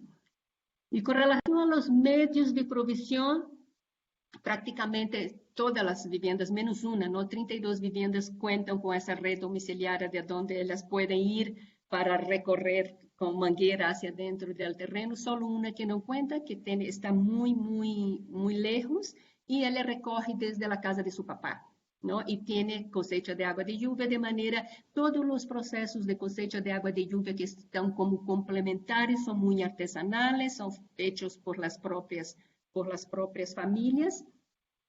Y hay inclusive situaciones donde no hay la canaleta, es cuando llueve la gente pone un sinfín de botes junto al techo para poder cosechar el agua y así tener un poco más de acceso al agua, ¿no? Entonces, además de la red, hay la cosecha de agua de lluvia y también el acarreo desde el manantial. Ahí el acarreo desde el manantial se da principalmente cuando hay desperfecto de la bomba, que suele pasar con cierta frecuencia, y suelen tener incluso hasta 5 meses o 6 meses negociando cuando hay el desperfecto y tiene que sustituir la bomba, o es un proceso más caro que la comunidad no puede arcar con el compromiso. Ahí son las negociaciones con el municipio para apoyar con recursos financieros, y mientras están las negociaciones, ahí regresan a los tiempos de ida al manantial, y son principalmente las mujeres quienes se responsabilizan de la carrera, ¿no? Ahora sí, tú, Daniel, que tiene que pasar, estaba intentando yo Denise, pasar. ahí quisiera intervenir un poquito. Este sistema tiene aproximadamente 10 años de existencia, entonces se construyó junto con el municipio. La comunidad puso la mano de obra, el municipio puso los recursos, pero aparte este sistema de bombeo, donde está el pozo, lo comparten con otras dos comunidades que a su vez, lo que comentaba Denise, hay problemas de abastecimiento, cuando el sistema deja de funcionar o hay alguna falla, se vuelve nuevamente este sistema de acarreo que más o menos el 50-16%, de acuerdo al censo que trabajamos en la zona de estudio, todavía practican esta actividad del acarreo, ¿no? Aparte del sistema de la red domiciliaria, lo que ya comenta Denise, con las mangueras conectadas a diferentes puntos donde cae el agua. Entonces ahí empieza a ver un poco la diferencia entre el abastecimiento con las diferentes zonas de acuerdo a las altitudes de las viviendas. Por favor, Denise. Gracias. Si puedes pasar, Daniel, porque ese diseño un poco ya habíamos comentado, ¿no? Entonces, con relación al acceso al saneamiento, lo que ya había comentado también, cada familia resuelve de manera individual la disposición de sus excretas, ¿no? Y también de aguas grises. Y se reduce a un hoyo negro las letrinas, entonces no hay ninguna seguridad de que no están contaminando los mantos freáticos que a su vez van a abastecer el manantial que la propia comunidad va a usar después. Ahí están algunos ejemplos de las letrinas. Ahora, con relación a las aguas grises, prácticamente la totalidad de las familias lo que hace es un hoyo para sacar el agua gris y directamente regar sus plantas, ¿no? Y estábamos en una pregunta, ¿no? Si ese riego directo de las plantas, si no pudiera ser que el agua estaba contaminada. Y me pareció interesante la respuesta. Pienso que esta agua no está sucia porque ya viene con Japón, ¿no? Entonces ahí lo que necesitaríamos, ¿no? A partir de un tipo de respuesta, de esa calidad de respuesta, es pensar en un proceso de fortalecimiento de capacidades sobre saneamiento bastante robusto, ¿no? Para cambiar un poco la percepción. Y si puedes pasar la siguiente, Daniel. Con relación a la disponibilidad del agua, ¿no? Como justamente el agua es cara porque viene de bombeo, el comité no está todo el tiempo bombeando el agua, es 4 veces por semana durante 3 horas. Y ahí, justamente en las partes bajas de la comunidad, tiene mayor acceso al agua, pero cuanto más va subiendo en altitud las casas, ahí tiene mucho menos acceso al agua y hay un cierto desconforto de algunas familias que habitan las viviendas más elevadas por esa desigualdad en el acceso al agua, ¿no? Y es justamente para manejar esa falta de agua, las mujeres que tienen que definir principalmente las estrategias del uso, entonces tener el máximo posible de recipientes de almacenado, estar al pendiente a la hora de que está pasando el agua para ir almacenando el agua. Y eso es justamente mayor responsabilidad para las mujeres, ¿no? Y cuanto mayor el número de recipientes de almacenado, más capacidad de almacenado tiene más posibilidad de contar con más agua, pero también disminuye la presión para las viviendas de la parte más alta, ¿no? La siguiente. Y lo que comentaba, y eso causa malestar, ¿no? Justamente entre las personas de las partes altas y las partes bajas por el acceso inequitativo al agua. Pero aquí es interesante cómo la subjetividad medía todas las relaciones de las personas, ¿no? Porque mientras la gran mayoría reclama esa falta de solidaridad, ¿no? De la gente de la parte baja que almacena el agua y que usa mucha agua y cada vez hay menos aguas para ellas, de la parte alta, una mujer contestó que la culpa no es de ellos, les tocó vivir allá abajo y tiene más agua, pero seguro que la usan con mucho cuidado, pensando que nosotros también la necesitamos. Por eso el agua llega hasta acá, porque piensan en nosotros. Entonces me pareció, ¿no? Esa empatía hacia las demás personas, justamente de quien es la más afectada por esa desigualdad, me parece interesante. Y eso también yo pienso que es un colchón que disminuye un poco la conflictividad en relación a esa inequitativa distribución del agua. Entonces, en el cotidiano de las mujeres es justamente estar al pendiente de las horas de bombeo para que pueda almacenar el agua, ¿no? Ahora, con relación a justamente porque como tienen poca agua, pensábamos en cómo priorizan, ¿no? Esa poca agua que tiene.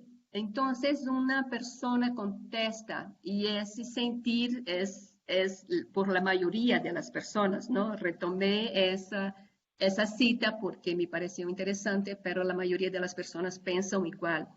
Pues cuando hay poca agua hay que alcanzar para la familia y también para los animales y las plantitas. Pues ni modo de dejarlos morir de sed, ¿verdad? Imagínese usted, si no doy de beber a mi burro, ¿cómo después él me lleva al manantial si va a estar muerto de sed? Usted conoce por allá, ¿verdad? Es una subida muy fea. ¿Y cómo voy a trabajar la tierra sin él? No, el agua es pareja para todos, mis hijos y mis animalitos. Entonces no hay una priorización en el cotidiano de las mujeres rurales, no priorizan entre las personas y los animales, porque justamente de los animales depende la supervivencia y la reproducción de su unidad doméstica. Pero en la definición de derecho humano al agua, es solo uso personal y doméstico. Entonces ahí ya vemos que hay una diferencia muy grande entre la realidad rural y la urbana, porque justamente las actividades productivas de traspatios son básicas en las comunidades rurales y en esas actividades se usa el agua. Hay un autor, Butterworth, que dice que el agua doméstica en actividades productivas de traspatio en zonas rurales llega al 50% del total de agua administrada a los hogares. Entonces, no podemos minimizar esa situación y tendríamos, la propuesta es la necesidad de territorializar la definición de derecho humano al agua, ¿no? Porque restringir los usos de las aguas a zonas rurales, no incluyendo el uso productivo de traspatio, ¿no? Y es dejando el uso exclusivo a personal y doméstico, pone en riesgo no solo el derecho humano al agua, sino a la alimentación y otros ejercicios de otros derechos, justamente por no disponer del agua suficiente para la reproducción de la unidad doméstica, donde las unidades domésticas tienen sus animales de traspatio y tienen sus riegos, ¿no? Y aquí prácticamente la totalidad de las familias tienen burro, porque como el manantial está muy lejos, entonces hay que ir y además el desnivel es muy elevado, hay que usar el burro para ir para el manantial. El siguiente. Con relación a la calidad del agua, la gente no percibe que el agua es de mala calidad. Además dice, no, ¿cómo es? El argumento es, como es de manantial, es de buena calidad.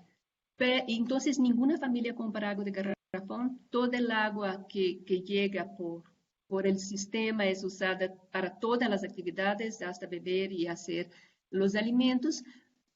Pero no sabemos realmente la calidad del agua, principalmente por el manejo inadecuado de las excretas. En la siguiente fase del proyecto, si es que va a haber, la idea es hacer los exámenes de calidad del agua para ver. ¿No? Y con relación a la asequibilidad, cada vivienda paga 50 pesos, solo una vivienda que es una mujer que vive sola, que es viuda, paga 20 pesos con un acuerdo comunitario y la gente paga, no hay problemas porque la gente... El manejo del comité es transparente, enseña los gastos de luz de CFE, entonces la gente no reclama tanto, ¿no? El siguiente, que ya son las conclusiones. Entonces pensamos como conclusiones que desde una perspectiva territorial, ¿no? En el caso de las zonas rurales, los usos del agua planteados en la definición del derecho humano al agua quedan muy cortos y vulneran el ejercicio de otros derechos, ¿no? Entonces, para espacios rurales tendría que sumarse el uso productivo de traspatio a los usos personal y doméstico. Y desde una perspectiva de género, no ejercer el derecho humano al agua no solo incrementa la carga de trabajo femenina, sino afecta el disfrute de otros derechos y también hace con que el territorio no salga adelante, ¿no? Es lo que comenté del círculo vicioso. Y desde la perspectiva de los derechos humanos al agua y al saneamiento, ¿no? Ahí en esa localidad el acceso al agua no corresponde a la demanda de la población, mucho menos al ejercicio de los derechos. Entonces, muchas gracias. Había acordado con Chino que él al final hablaría lo que le parecería pertinente y también en las respuestas él contestaría lo que le parecería pertinente. Entonces, Chino, si quieres, Ricardo, Sí, si quieres comentar. sí, gracias, Denise. No te preocupes, dime Chino. Casi todos me conocen por Chino, entonces no hay ningún problema. Sí, perdón por la interrupción de hace rato, pero era para que fluyera la presentación.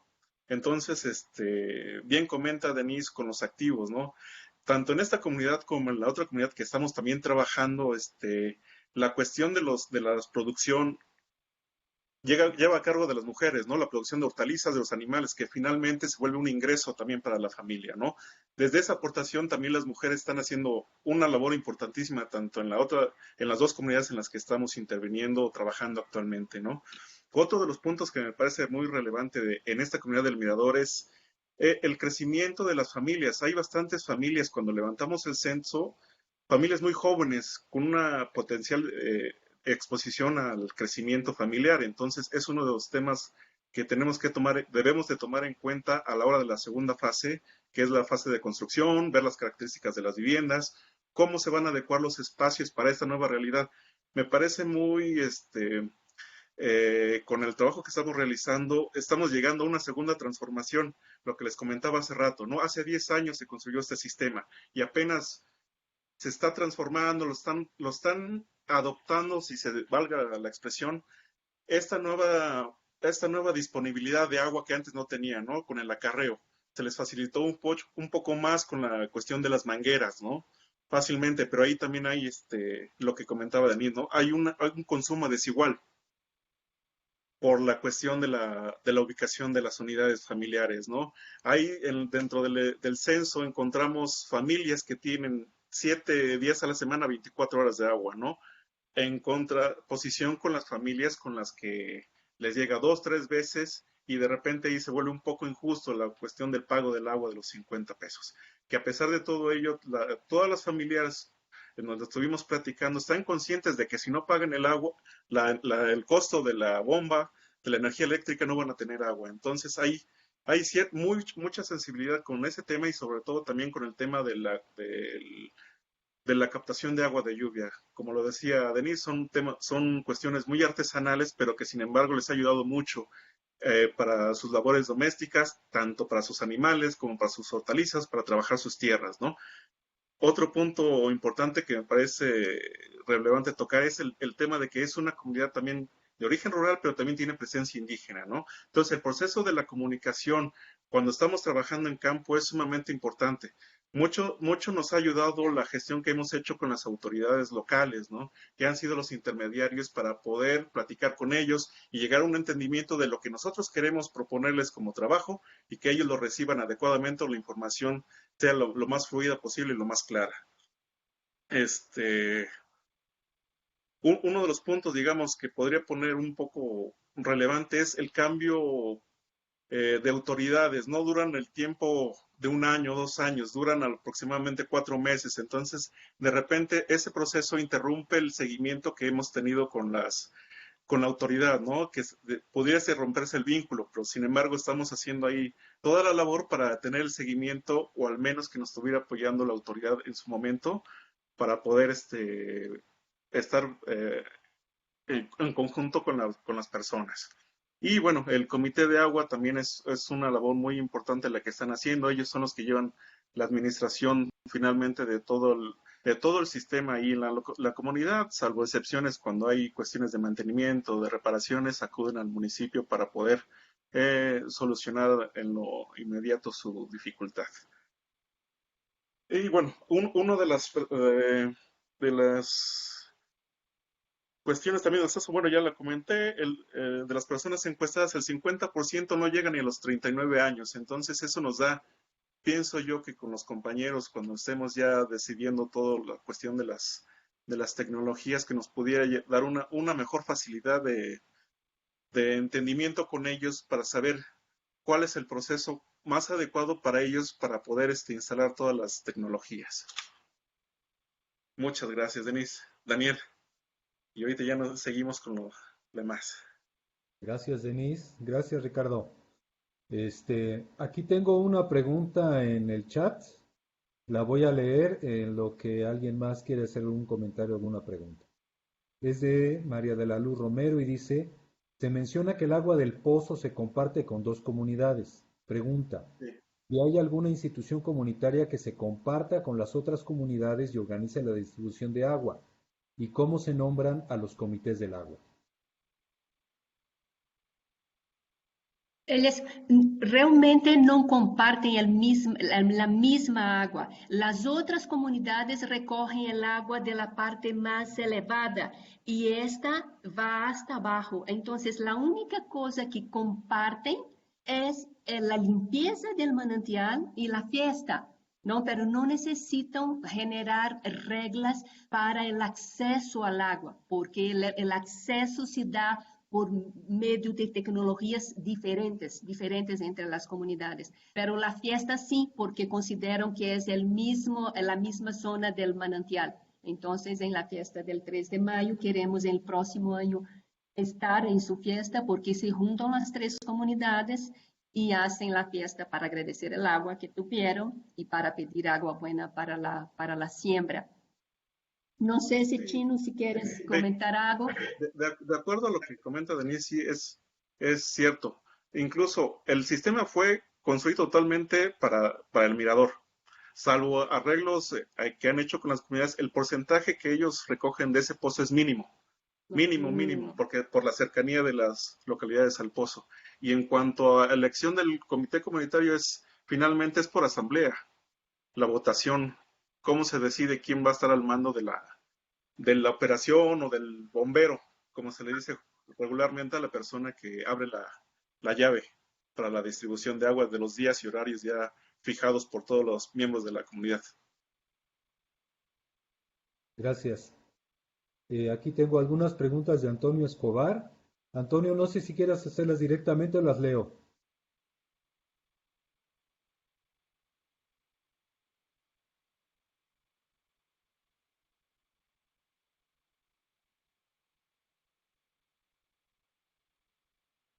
Bueno,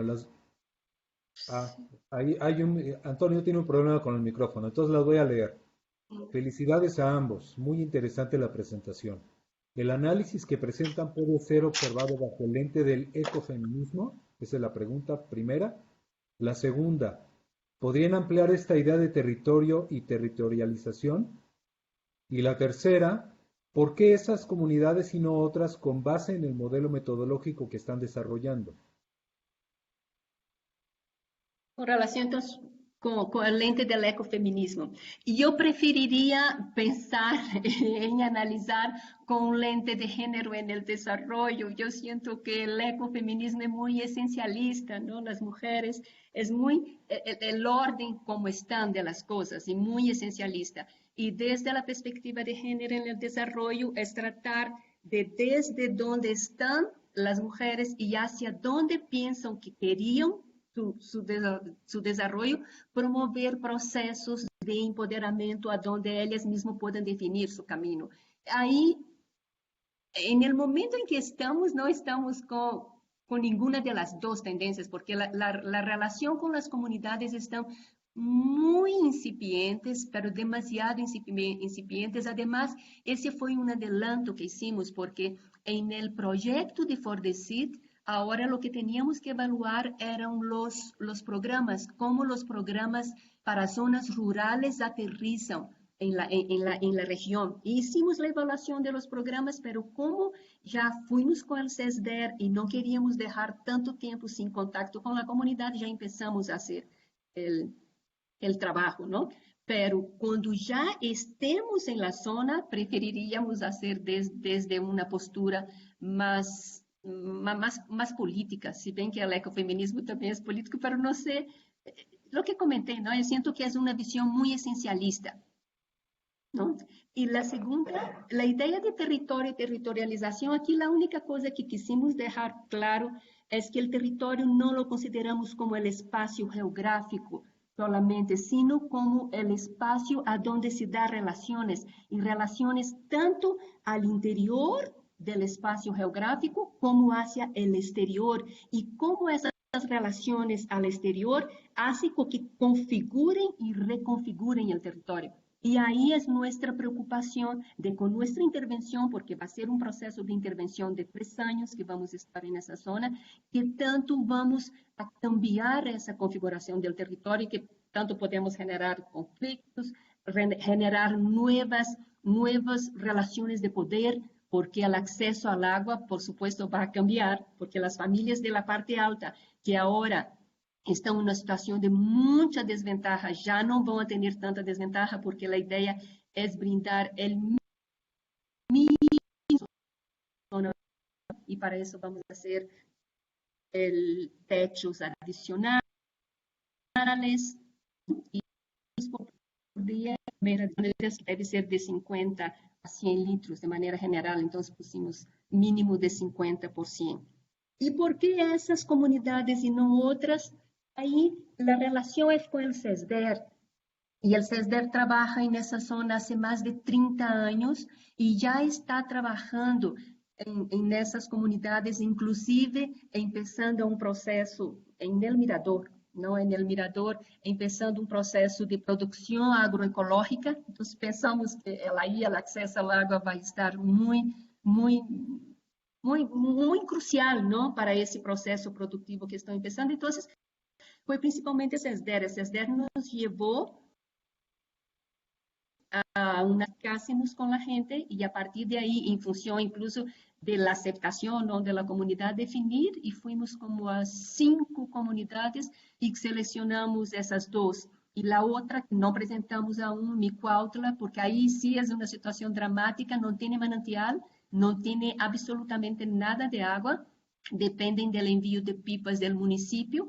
Y la comunidad enterita votó en el presidente municipal que perdió. Entonces están muy vulnerables y piensan que a lo mejor como castigo va a disminuir el envío de pipas, ¿no? Entonces escogimos por esa, una por el exceso de vulnerabilidad y el Mirador porque el CESDER piensa que hay que trabajar mucho con acceso al agua para poder dar la base para su sistema agroecológico que van a desarrollar.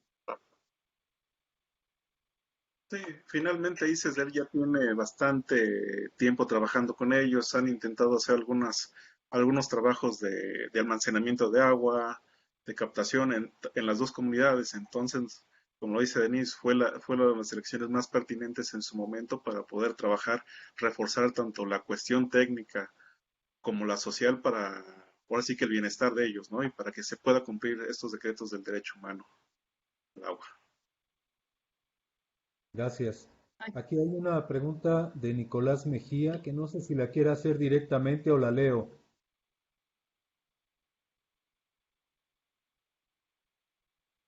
Bueno, la voy a leer. Dice Nicolás Mejía, muy interesante proyecto. Si pudieran ahondar un poco más acerca del Comité de Agua, su estructura, sus actividades, además de la colecta de cuotas, ¿qué otras responsabilidades tiene? Y otra pregunta es saber si además del municipio hay otras instancias de gobierno o de la sociedad civil que estén presentes en la localidad. El comité actúa desde la perspectiva técnica, ¿no? Cualquier desperfecto en la bomba, en las tuberías, es el comité quien tiene que decidir. Desde la perspectiva normativa, hacen asambleias para definir cuánto van a pagar de agua, cómo va a ser cuáles van a ser los días de bombeo, cuántas horas de bombeo para las familias, incluso definir cómo normar el acceso al agua. Desde la perspectiva simbólica también, el comité organiza la fiesta ¿cómo es? Del 3 de mayo, me olvidé el nombre. De la Santa Cruz.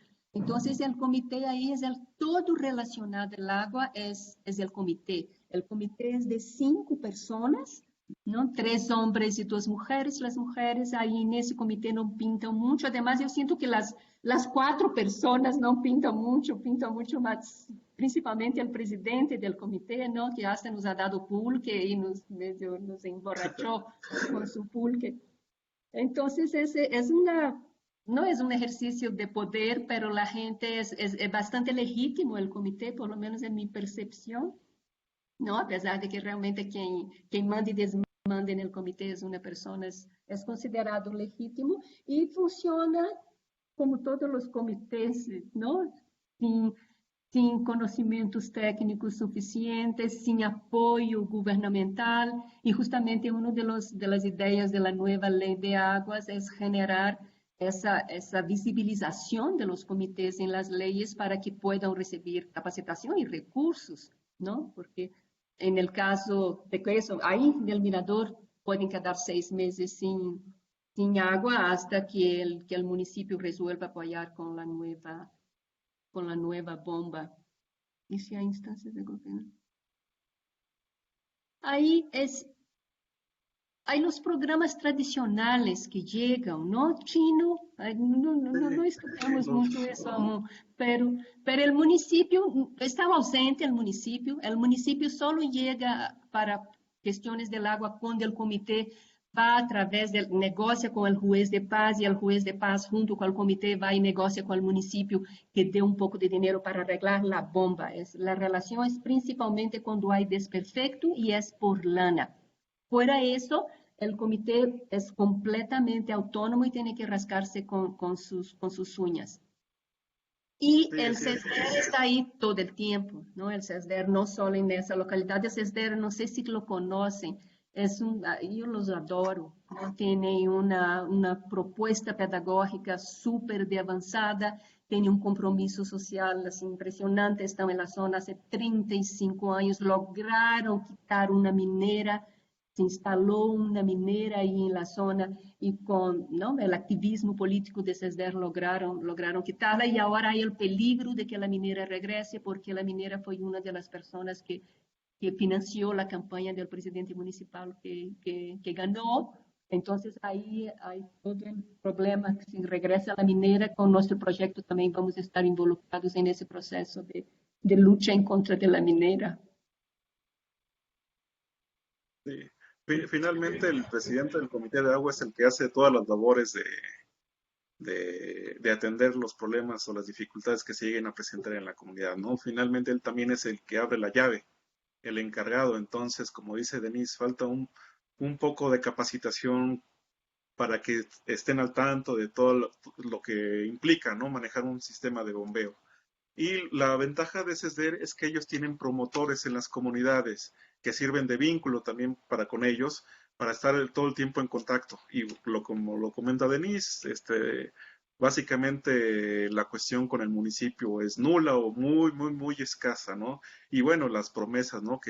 De campañas políticas que también llegan a promover y cualquier situación de ese caso, pero finalmente se manejan de una manera autónoma hasta donde pueden o hasta donde den los recursos económicos, ¿no? Para quien no lo conozca, el CESDER es el Centro de Estudios para el Desarrollo Rural y es una asociación civil. Y tiene carrera y maestría en desarrollo rural y es para campesinos.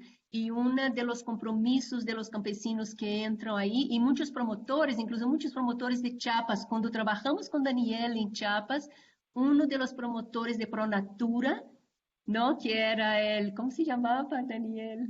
Manuel, No, el sí, uno de los promotores de Pronatura estaba haciendo su carrera ahí en el CESDER. Entonces, el compromiso de los promotores que estudian en el CESDER es regresar a sus comunidades y trabajar, seguir trabajando de promotores, ¿no? Entonces, es una idea muy interesante que está ocupando un nicho que casi ninguna universidad ocupa, ¿no? Que es brindar educación a indígenas, a campesinos, a gente con muy bajos recursos y que trabaja como promotores. muy bien, muchas gracias. ¿Hay algún otro comentario, alguna otra pregunta? En el chat ya no tengo nada, ¿no? Bueno, pues agradecerles muchísimo la presentación a Denise y a Ricardo. Qué bueno que se incorporan al seminario. Bueno, Denise ya está desde hace tiempo en el seminario. Ricardo, bienvenido al seminario. Y bueno, pues si no hay alguna otra pregunta ni algún otro comentario, pues nada más me queda cerrar la sesión, agradecerles a todos ustedes su participación, que hayan estado aquí con nosotros. Armando Aro dice, gracias Denise y Ricardo, muy interesante la autogestión presentada. Y Fermín, gracias Daniel, saludos de Fermín Ledesma. Y bueno, anunciarles que la próxima sesión del seminario será el 11 de noviembre a la misma batihora y por el mismo Vaticanal. Y vamos a tener la presentación de Eduardo Gularte de UNICEF Guatemala y de Eduardo López del Instituto Mexicano de Tecnología del Agua. Entonces los esperamos para la siguiente sesión. Les voy a enviar por el correo electrónico la invitación, el cartel de presentación de las ponencias y voy a hacer, como hice como las sesiones anteriores, difusión a través de Facebook, a través de la página del CIESAS y de la red de investigación sociales sobre el agua. Muchísimas gracias a todos. Que tengan buena tarde. Vámonos a comer. Saludos. Hasta luego. Gracias. Saludos, hasta luego. Adiós, gracias Muchas gracias. a ustedes.